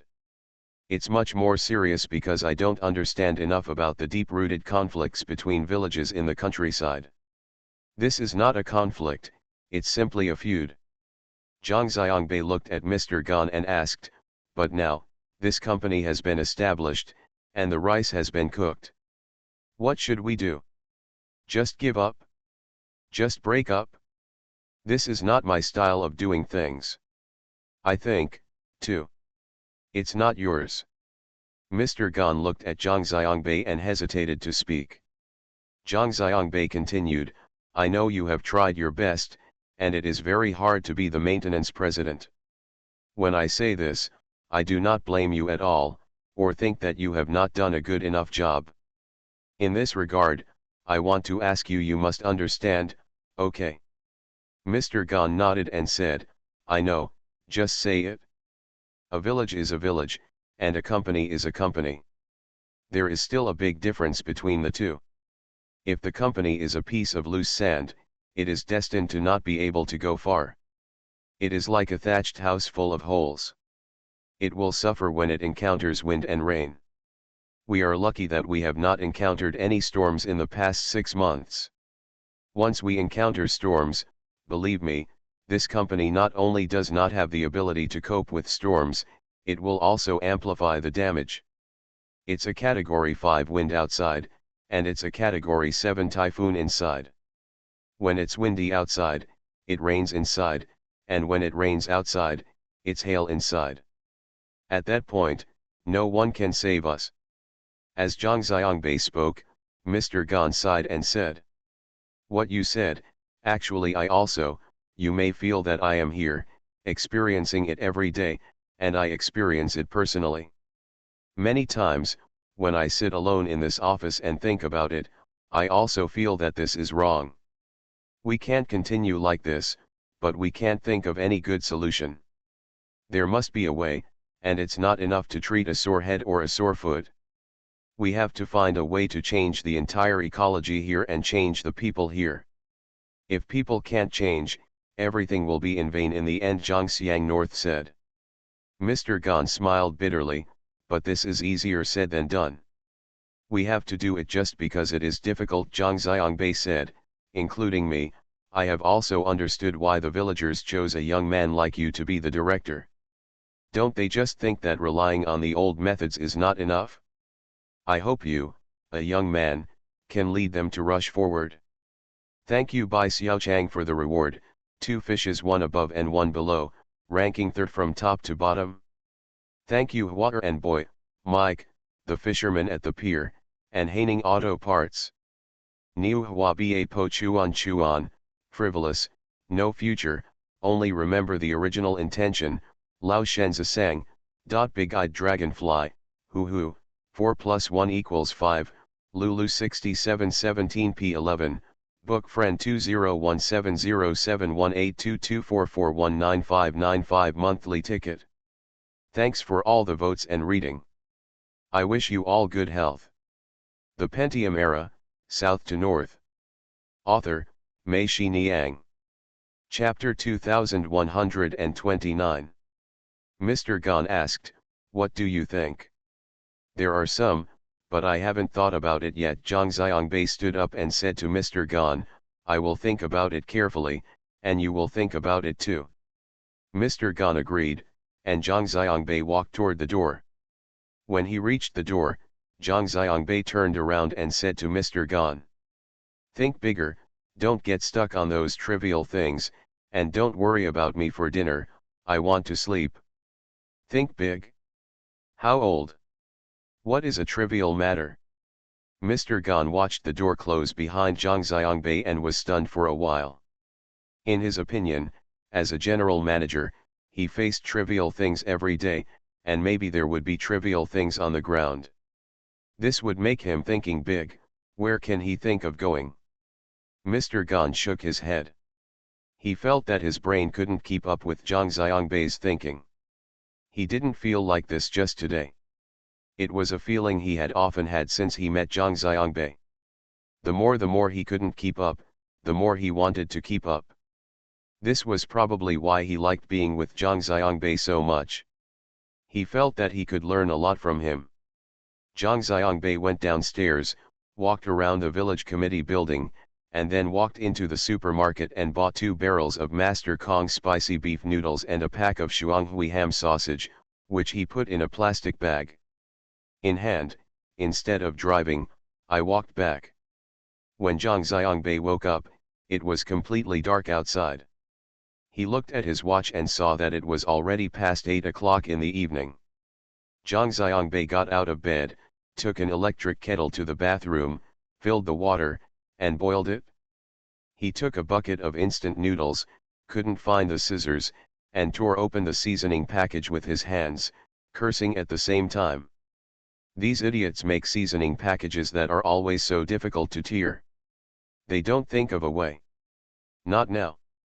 There is already a film made of cornstarch, why can't we use that for packaging? If we don't want to tear it, we can just soak the seasoning package in it. Zhang Xiangbei thought of Gu Gong. He thought that if Gu Gong was Master Kong's engineer, he would definitely find a way to solve this problem. These people are so ungrateful.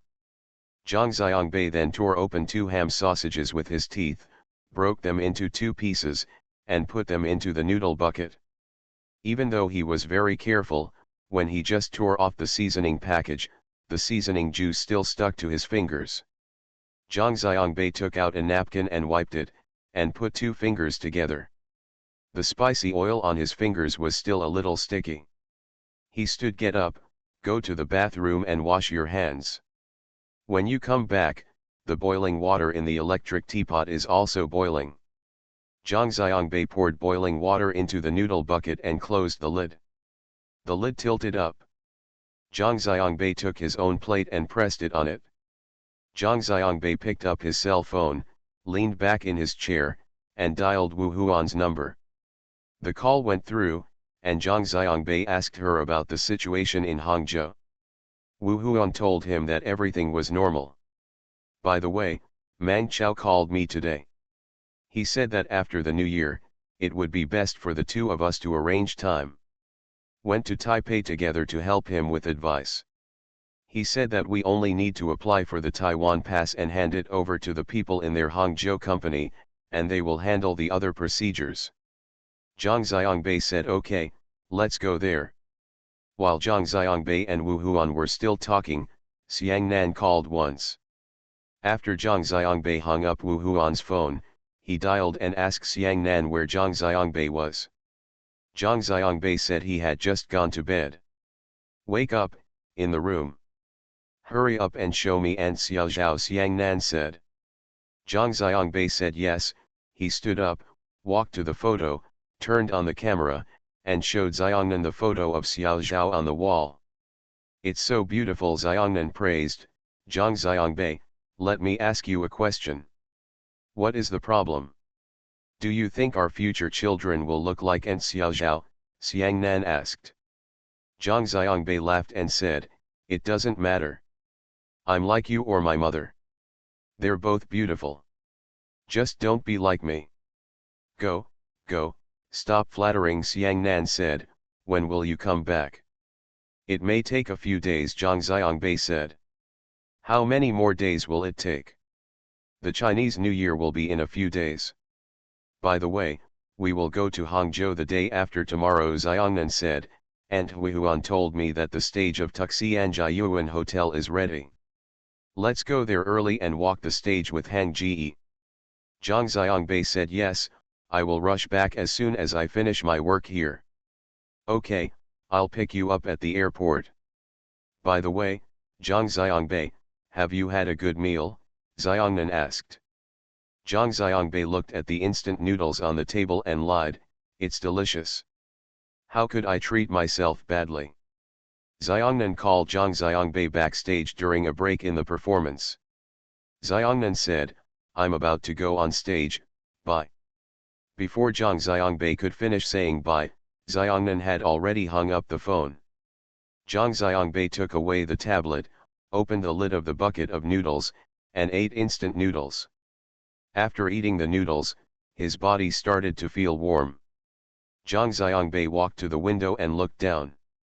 The yard below was pitch dark, with only the light from his window projecting his figure onto the peach tree. Above, the breeze was blowing, and the branches and leaves of the peach trees were swaying in his figure, just like Zhang Xiangbei's mood at the moment, which was constantly turbulent and clueless. Zhang Xiangbei sighed softly. He walked to Xiaofang's room next door, turned on the light and walked in. He opened the cupboard door and took out a Zhang Chen's down coat. This coat was from when Zhang Chen was in Chongqing during the Spring Festival last year and was preparing to come here. I bought it at Universal Shopping Center and didn't take it with me when I left. Zhang Xiangbei put his down coat on and walked downstairs. Xiao Bian hadn't come back yet. It was pitch dark downstairs. Zhang Xiangbei didn't turn on the light, but walked to the door, opened it and walked out. Zhang Xiangbei walked to the stone bench under the peach tree and sat down. He took a deep breath. He felt that the strong smell of instant noodles in his mouth was gone. Zhang Xiangbei took another deep breath. Zhang Xiangbei sat there. Although he was separated by a downcoat, it didn't take long for him to feel cold under his buttocks. However, he had no intention of standing up and continued to sit there and think blankly. Zhang Xiangbei thought about what he had said to Mr. Gan in the afternoon, and thought about the big picture. He also warned himself, thinking about the big picture, if you stick to one thing at a time, you may lose your way. The cold wind at night stung his face, but Zhang Xiangbei didn't notice it. He thought a lot. His thoughts roamed in the night sky. He thought of the places he had been and the many people he had met. He even thought about what President Solovey, that old Su, said to them at their Yale graduation ceremony, improving the world. Yes, improving the world sounds like such a grand thing, but it can be such a small thing.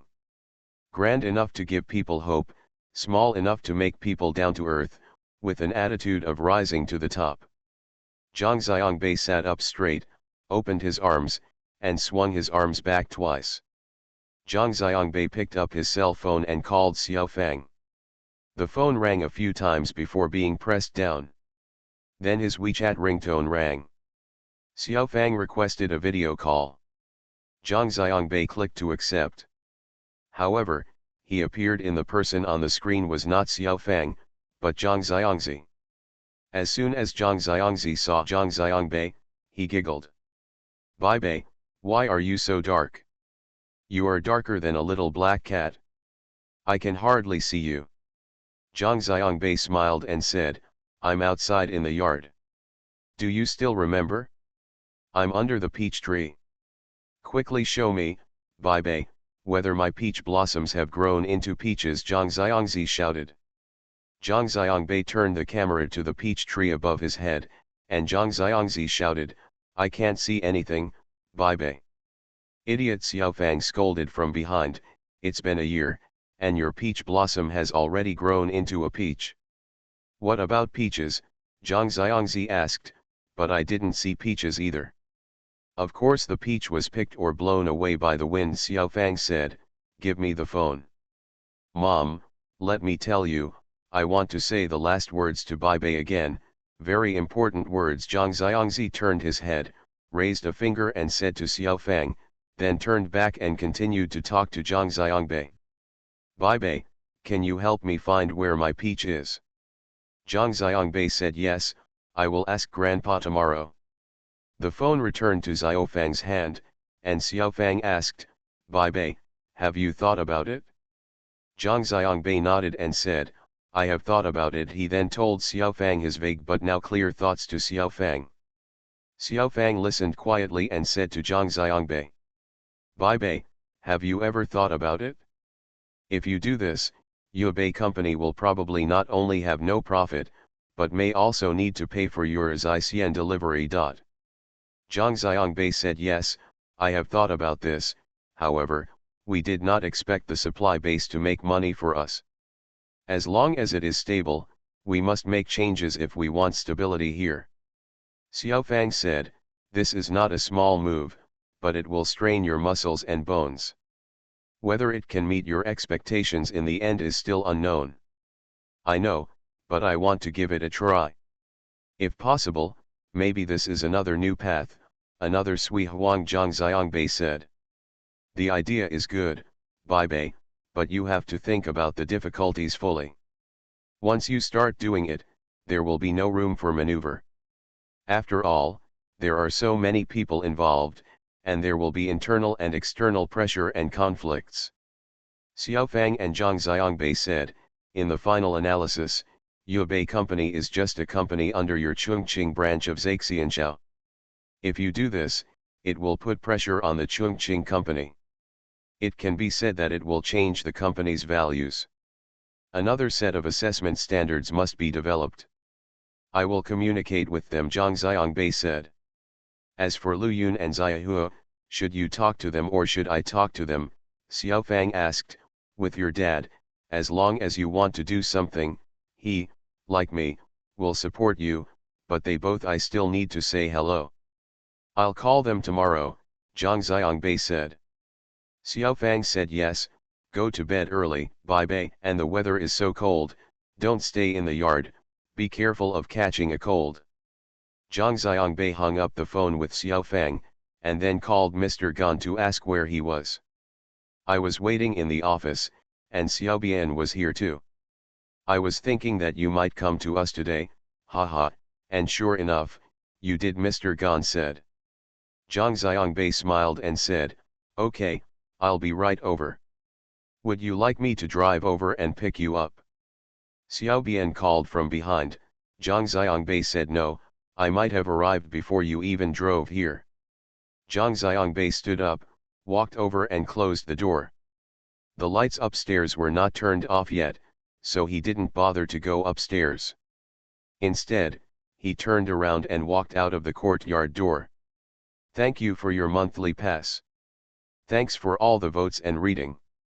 Have a good evening, everyone.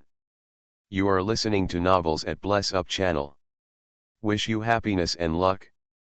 Please subscribe to receive new novels. How do you feel about this novel? Please like and leave a comment. The Pentium Era, South to North. Author, Mei Shi Niang. Chapter 2130. Zhang Xiangbei opened the door of Mr. Kan's office. It was steaming inside. Mr. Gan and Xiaobian were sitting on the sofa. On the coffee table in front of them, there were plates full of hot pot dishes, with the rice cooker in the middle. The pot is used as a hot pot, it is steaming, and the red soup inside is rolling up and down. As soon as Zhang Xiangbei entered, both people turned their heads and smiled at him, and Mr. Gan shouted, come on, I know you haven't had dinner. I've eaten instant noodles, Zhang Xiangbei said with a smile, I almost doubt my life after eating it. In the middle of winter, this hot pot is very satisfying. Mr. Gan and Xiaobian laughed. Zhang Xiangbei walked over. Xiaobian stood up and gave him the single sofa on the side where he was sitting. He went to sit on the chair opposite Mr. Gan. The three people occupied it. 3 sides of coffee table. Mr. Gan opened a bottle of Wulianjai, distributed it evenly into 3 teacups, and poured out the bottle of wine. On the small side, half a plate of beef slices had been put into the rice cooker pot with chopsticks. Let's go, let's go. Mr. Gan picked up his chopsticks and lit them. Zhang Xiangbei also picked up his chopsticks and put a piece of beef into his bowl. The bowl was filled with half a bowl of prepared dipping sauce. Mr. Gan and Xiaobian didn't even eat dinner in order to wait for Zhang Xiangbei. They were already screaming with hunger. Zhang Xiangbei was on the phone first with Wu Huan and then with Xiangnan. When he put down the phone, the noodles had been soaked for too long and were soft. Zhang Xiangbei had to bite the bullet before finishing the noodles. When he got here, he was stimulated by the sight of the hot pot. The three of them finished half the plate of beef in a hurry, and poured down the other half of the plate of beef, as well as the yuba and duck blood. Feeling that it was not enough, they also poured down half the plate of beef balls, and finally poured out the rice cooker until they lost their temper. No more. While waiting for the pot to boil, the three of them had time to raise their glasses, clink them, and take the first sip of wine. Putting down the cups, the rice cooker is not a gas stove, so it's not that fast to get away. The three of them sat there, with no chopsticks to use for a while. Mr. Gan looked at Zhang Xiangbei and asked, after a good sleep, "Did you dream of a solution?" "I didn't think about it in my dream, but I thought about it when I woke up," Zhang Xiangbei said. Tell me," Mr. Gan urged him. "We can't say anything yet," Zhang Xiangbei said. "This plan will only be finalized after I call and discuss it with the company's shareholders tomorrow." "We'll discuss it tomorrow." "Hey, it's not up to you to say anything about what is negotiable or not, Mr. Yao," Xiaobian said. "The shareholder of Yubei Company is nominally the Chongqing branch of Zaixian Shui." Xiaobian thought the shareholder Zhang Xiangbei mentioned was Mr. Yao of the Chongqing branch. Zhang Xiangbei shook his head and said, "It's not Mr. Yao, he's a shareholder of Zaixian Shui." Mr. Gan and Xiaobian were surprised. Zhang Xiangbei couldn't decide on any great plan. He actually wanted the shareholders of Zaixian Shui to agree. The shareholders of Zaixian Shui had to go to Zhang Chen and Xiao Fang. At that level, it's a big deal. Zhang Xiangbei said, "After all, this matter will harm the interests of shareholders." Zhang Xiangbei's words aroused the curiosity of the other two people. The pot had already rolled up. Mr. Gan used a colander to take out the beef and yuba from the pot and put them into Zhang Xiangbei's bowl. He and Zhang Xiangbei explain. "Aren't we drinking? We are setting up a Dragon Gate array. Just tell me what the method is. It's not formal. You just tell me and Xiaobian first. If you don't tell me, this hot pot is not comfortable to eat. Drinking wine. If you don't feel comfortable, even if you go back to sleep, you won't be able to sleep well." Xiaobian kept nodding in agreement. Zhang Xiangbei couldn't help himself. He looked at the two people and said, "My plan is to perform a major surgery and carry out social transformation of this place." Major surgery? Social transformation? Mr. Gan and Xiaobian were confused. Mr. Gan asked, "How to get this knife down?" "Cut it down hard," Zhang Xiangbei said. "Old Gan, you are right. The 5 villages of Gan, Li, Wang, Chenshao have been grudges for hundreds of years. Although we have established a company now, you see, does this company still look like a company? Each one occupies one side, because there is a township government above it, and the establishment of a partnership company is decided by the township government. On the surface, the directors of the 4 villages gave you Laogan some face, treating you as the general manager of the company, but in fact, do what you said work? You dare to go to the workshops below and direct everyone to work? Even if you dare, the villagers will take your words as shit. How many of them can listen to you as the general manager? If you go down below, you may not be as good as Xiaobian, even if Xiaobian has to pay them and review and reimburse them. Even if they don't care about Xiaobian's face, they will still care about the money." No, they will look at your face," Mr. Gan said. "They all know that you are the real boss of this company, and Xiaobian represents you." Xiaobian said, "That's right." Zhang Xiangbei understood that this was the origin of his title Big Boss. Zhang Xiangbei raised his cup and the three of them clinked it. Zhang Xiangbei told them, "No matter what, since it has become a company now, we have to bring everyone together and integrate this company into a whole. Now, we are like this." Zhang Xiangbei picked up the chopsticks, pointed at the dishes on the coffee table, and said, "Now, each of us is independent, meat is meat, radish is radish, and yuba is its yuba." Zhang Xiangbei tapped the rice cooker with chopsticks and continued. We need to pour all these into this pot, and stew them all. It's just a pot of dishes, not individual ones. Now I say, Xiaobian, please pour me some yuba. He won't do it? Wrong, what you picked up must be yuba.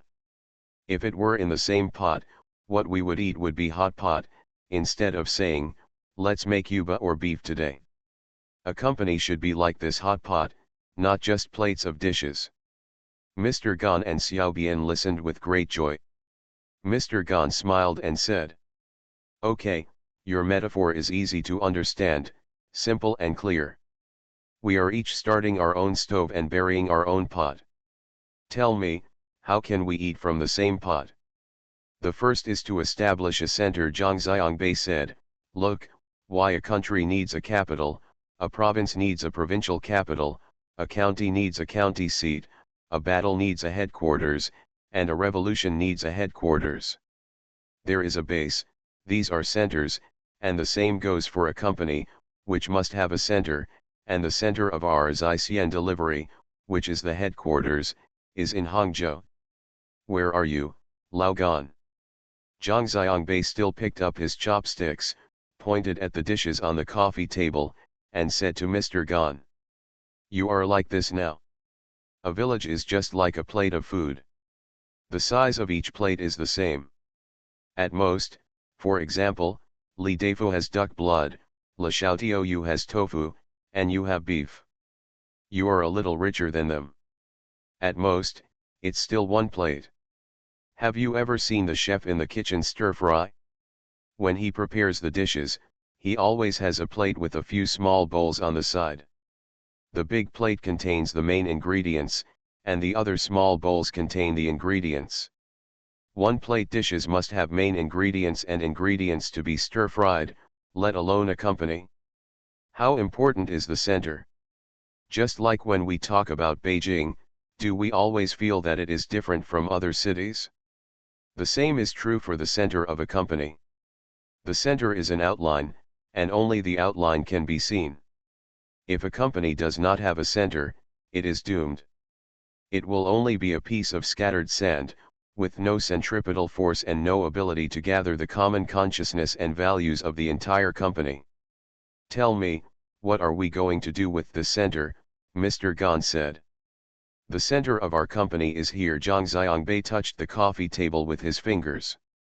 To say that this is the center is not just in words, but also in form, including finding ways to make the people of the 5 villages people, not just those with the surname Gan, recognize you as the village committee member and village center, but people from the 5 villages, so that they forget that they are villagers and remember more that they are employees of the company. We need to make them recognize in their hearts that this is the center of the company. If you have anything to do, go to the company instead of their respective village committees. In other words, in these 5 villages, the functions of the village committees should be downplayed and everyone's company should be increased. Consciousness. Is this possible? Mr. Gan asked. It depends on man-made things. This is what I call social transformation. To be more precise, it should be said that it is the transformation of people. It is true that people with 5 surnames have not interacted with each other for hundreds of years. We are going to transform this situation and let they interact with each other in the company. This is the basis. Only on this basis can it be possible to form a consensus. Otherwise, when everyone is in the company, you don't like me, I don't like you, you treat my words as farts, I treat your words as farts, the whole company stinks. How can we be united, even united? If we can't do that, what cohesion will there be and what ability will we have to withstand external risks? Zhang Xiangbei said. Xiaobian kept nodding, and Mr. Gan said, everyone knows the truth, but how difficult it is to actually implement it. Let alone us, it is the township. Conferences and small meetings always say that all villages must unite. At the meeting, the secretary and the township chief asked everyone to express their stance.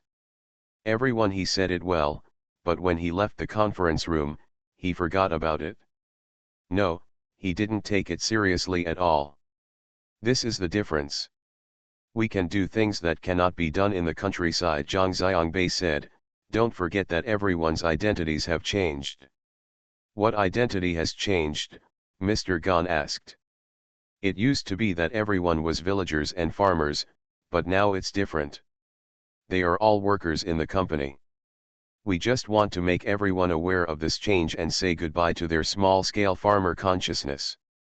Zhang Xiangbei said, it's not that I look down on farmers, Lao Gan, it's that I look down on farmers' consciousness.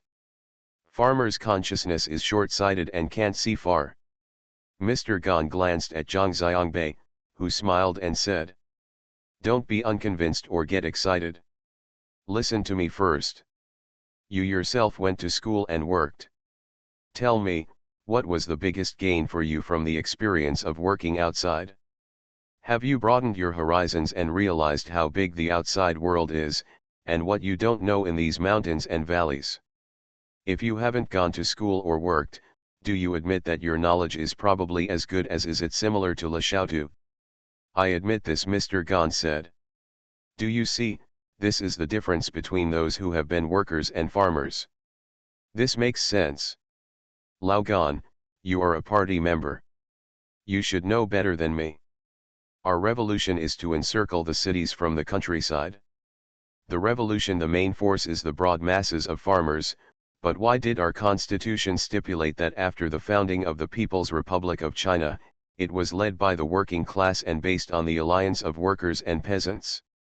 Why can the working class become the leading class, but farmers cannot? It is because farmers have limitations. If we can make everyone understand this change of identity and adapt to this change of identity, our foundation will be solidified. The social transformation I am talking about, which is half the battle. When Zhang Xiangbei was talking, Mr. Gan kept staring at him. When Zhang Xiangbei finished speaking, Mr. Gan asked, Mr. Zhang, where did you learn all this? Have you ever attended a party school? Zhang Xiangbei laughed loudly and said, don't worry about this. Just ask, does what I said make sense? There seems to be some truth, but it doesn't seem to be entirely correct. Mr. Gan said, I've been tricked by you. I have to think about it carefully to understand. Thank you, Tin Soldier, for the reward of 2 fishes, 1 up and 1 down. Thank you for your monthly votes from Huaxin Yongxiao, Romantic Sakura Kinchu, Humor Tribe, Tian Wei Y, Book Friends 202001282343333879, and Book Friends 20181130105305305944. Thanks for all the votes and reading. I wish you all good health. The Pentium Era, South to North. Author, Mei Shi Niang. Chapter 2131. Then you want to think about it first, and we can talk about it tomorrow, Zhang Xiangbei asked. You say, even if it is stuffed with raw rice, I have to swallow it first and then digest it, Mr. Gan said. You continue to tell me, how can you make this place a center, or 5 villages? Zhang Xiangbei glared at him. Mr. Gan realized it and changed his words. How can I become the center of 5, no, all company employees? Why the hell am I so awkward? If I am working in the fields with a hoe, I am still a farmer. How can I become a company employee? Xiao Bian laughed loudly, and Zhang Xiangbei scolded, are you still a farmer? Do farmers get a salary every month? Isn't the biggest difference between farmers and workers the salary? Mr. Gan was stunned for a moment. Really, not many years ago, in the village, if you said that this person was paid, everyone would know that he was not a farmer. Okay, you're right, go ahead. Mr. Gan raised his hand and said to Zhang Xiangbei. Do you know that China truly became a unified country with Qin Shi Huang? After Qin Shi Huang unified China, he did a major thing, that is, cars on the same track, books on the same page, travel on the same track, and places in the same region, quantity has the same balance, currency has the same shape, and a standardized management model has been established. Only in this way, if everyone uses the same words, uses the same money, uses the same scales, etc., and over time, there will be a sense of identity as a country. Why, you want us to drive on the same track and write the same text? Our 5 villages have long been on the same road. We have the same roads, license plates, and text, and everyone only recognizes our MB. Mr. Gan interrupted Zhang to the north. Understanding the spirit does not mean that you have to dig out the words. What we have to do next is similar to this, Zhang Xiangbei said. Okay, I won't interrupt, you continue talking, Mr. Gan shouted. Zhang Xiangbei said, first, I went to see it. There is a large wasteland behind the village committee. I plan to build another building on this wasteland. Don't worry, I have already secured the money for the building. My dad and Aunt Xiaofang are still here. What's the use of building another building? Replan, you guys move out of this building and make room for it. Give this place away? What's the use of this place? Mr. Gan couldn't help but asked. Move to the back. The back will be regarded as the office building of Yubei Company. Not only will you move there, but the other 4 vice presidents will also be given an office each, so they can come and work here. Zhang Xiangbei said. What? Let them come too? Will they be willing to come? This time it was Xiaobian who asked. Zhang Xiangbei said with a smile, not only will they come, but several secretaries will also come, so that everyone is willing to come. Several secretaries will come to this building to work together, and each person will have an office. Dream, Mr. Gan said.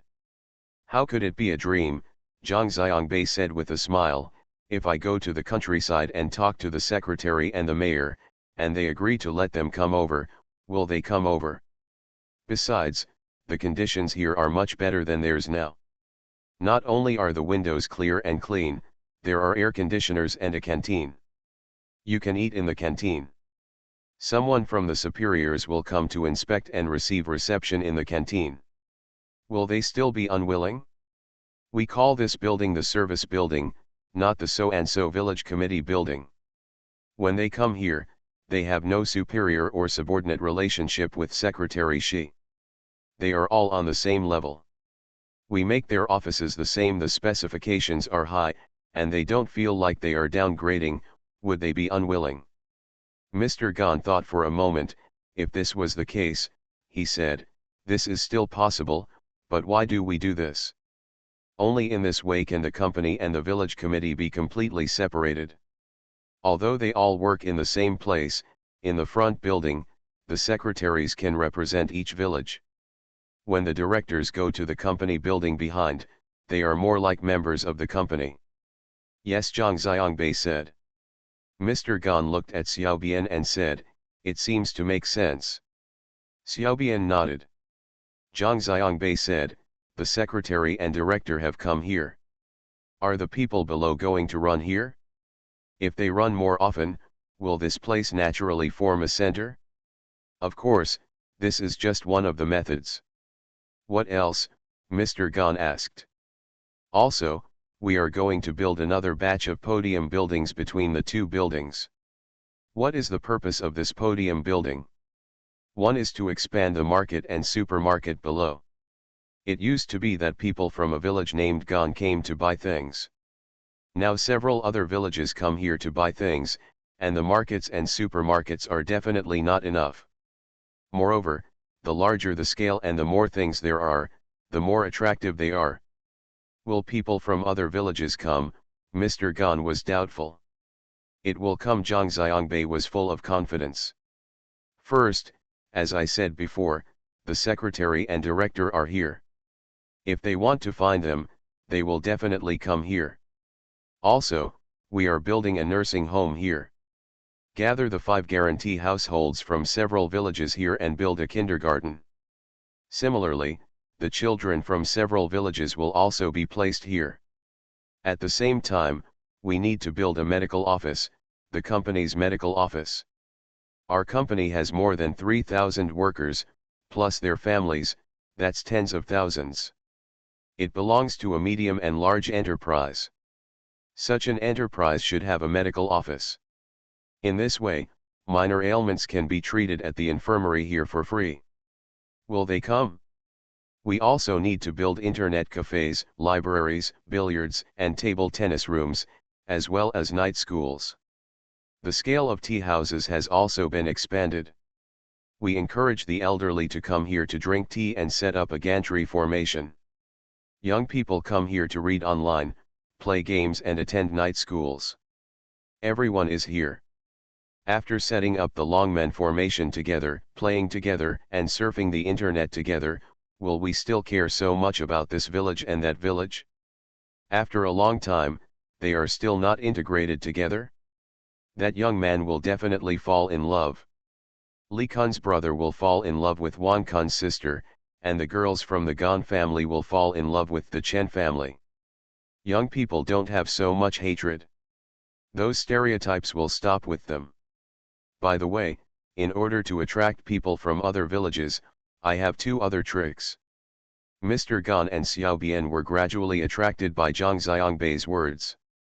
After hearing this, Mr. Gan couldn't help but ask. What's the trump card?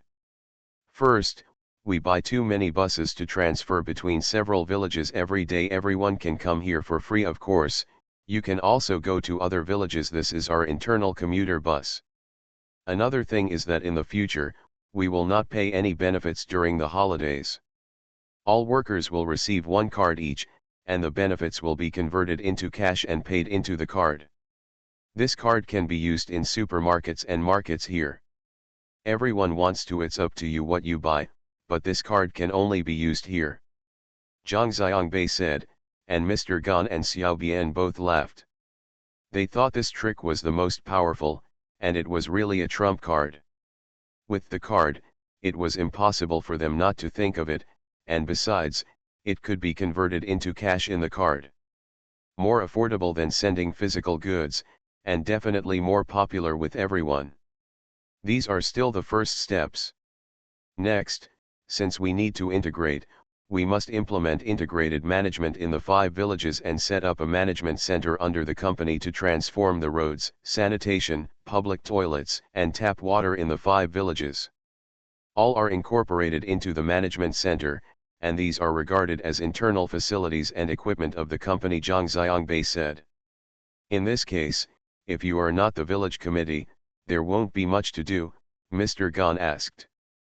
Just to make it okay, you put the director in your office building and made the village committee invisible. How do you still hope that something will happen to it? Zhang Xiangbei said, didn't I say that only the village committee is in everyone's mind? Only when the concept becomes less and less can the company be integrated. Mr. Gan nodded and said, we understand, but it will cost a lot of money. Yes, Zhang Xiangbei said, but it can't damage everyone's dividends, otherwise everyone will tear you apart. This money can only be spent from the profits that the original Zaixian Shui should share. Aren't we going to suffer a big loss? Xiao Bian shouted. Yes, we are a Zaixian delivery. I am not going to make a penny here. I am going to use all the profits locally, Zhang Xiangbei said. This is why I want to call the company's shareholders. What about our investment? Xiao Bian said, our investment is not small. We don't get a penny in return. So it's like throwing it into the water. This is small money. We have to grasp the big ones and let go the small ones, Zhang Xiangbei said. For us, as long as the base supply is stable and it can benefit the local area, it is enough. If this is really the case, I will represent the whole village. No, 5 villages, no, all the employees of the company. Thank you, Mr. Gan and Zhang Xiangbei said. In this way, we can say that they are all. The village director also completely solved the problem. Xiao Bian picked up the wine glass, frowned and took a big sip. He looked at Zhang Xiangbei and said, Mr. Zhang, there is something I know I shouldn't say, and it will be of no use if I say it. That's what you say, Zhang Xiangbei said. I just feel dissatisfied. Why? Our hard work is in vain? Our money doesn't fall from the sky. It's all made by everyone working in the dark. How can we say it's gone if it's not there? We invested the money comes here to build a company, but the result is nothing, right? I'm telling you with the strength of my wine, Mr. Zhang, you may not care about money.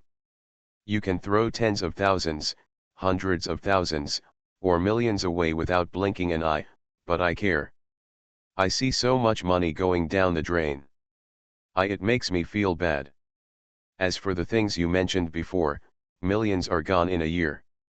I just can't figure it out, Xiao Bian said with a very serious attitude. Who says I don't care about money? I do. Zhang Xiangbei raised his cup and said to Xiao Bian, I'm not angry at all for you to say these things. On the contrary, I think you are a good person and I respect you. Xiao Bian sat still and Zhang Xiangbei said, don't believe me when I say I care about money. If I didn't care about money, the shareholders at that time spent more than 20 billion and asked me to fight a price war with Daily Fresh. I'll just fight, no matter what. I just care about money and feel that the money cannot be spent like this, so I didn't agree. Money is one thing, and things are another thing. Money is money, and things are things. Many times, things are bigger than money.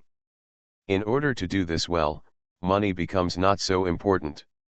Like we're helping the event, why is it carried out with so much vigor, and so many people participate, especially those who donate? Xiao Bian, think about it, these people gave us the money. They don't even know where the money will be used or which farmer it will be used on. It's impossible for him to know. How come he trusts us so much and gives the money to us, after typing it out? Isn't there money? Similarly, if this were your home and these people in the village were your relatives and fellow villagers, Xiao Bian, would you want to help them? I have always believed that when our company has the ability, we can make money, and we can. Even if I don't make any money, I will be happy if I can do things well and perfectly, especially if I accomplish things that are more important than money.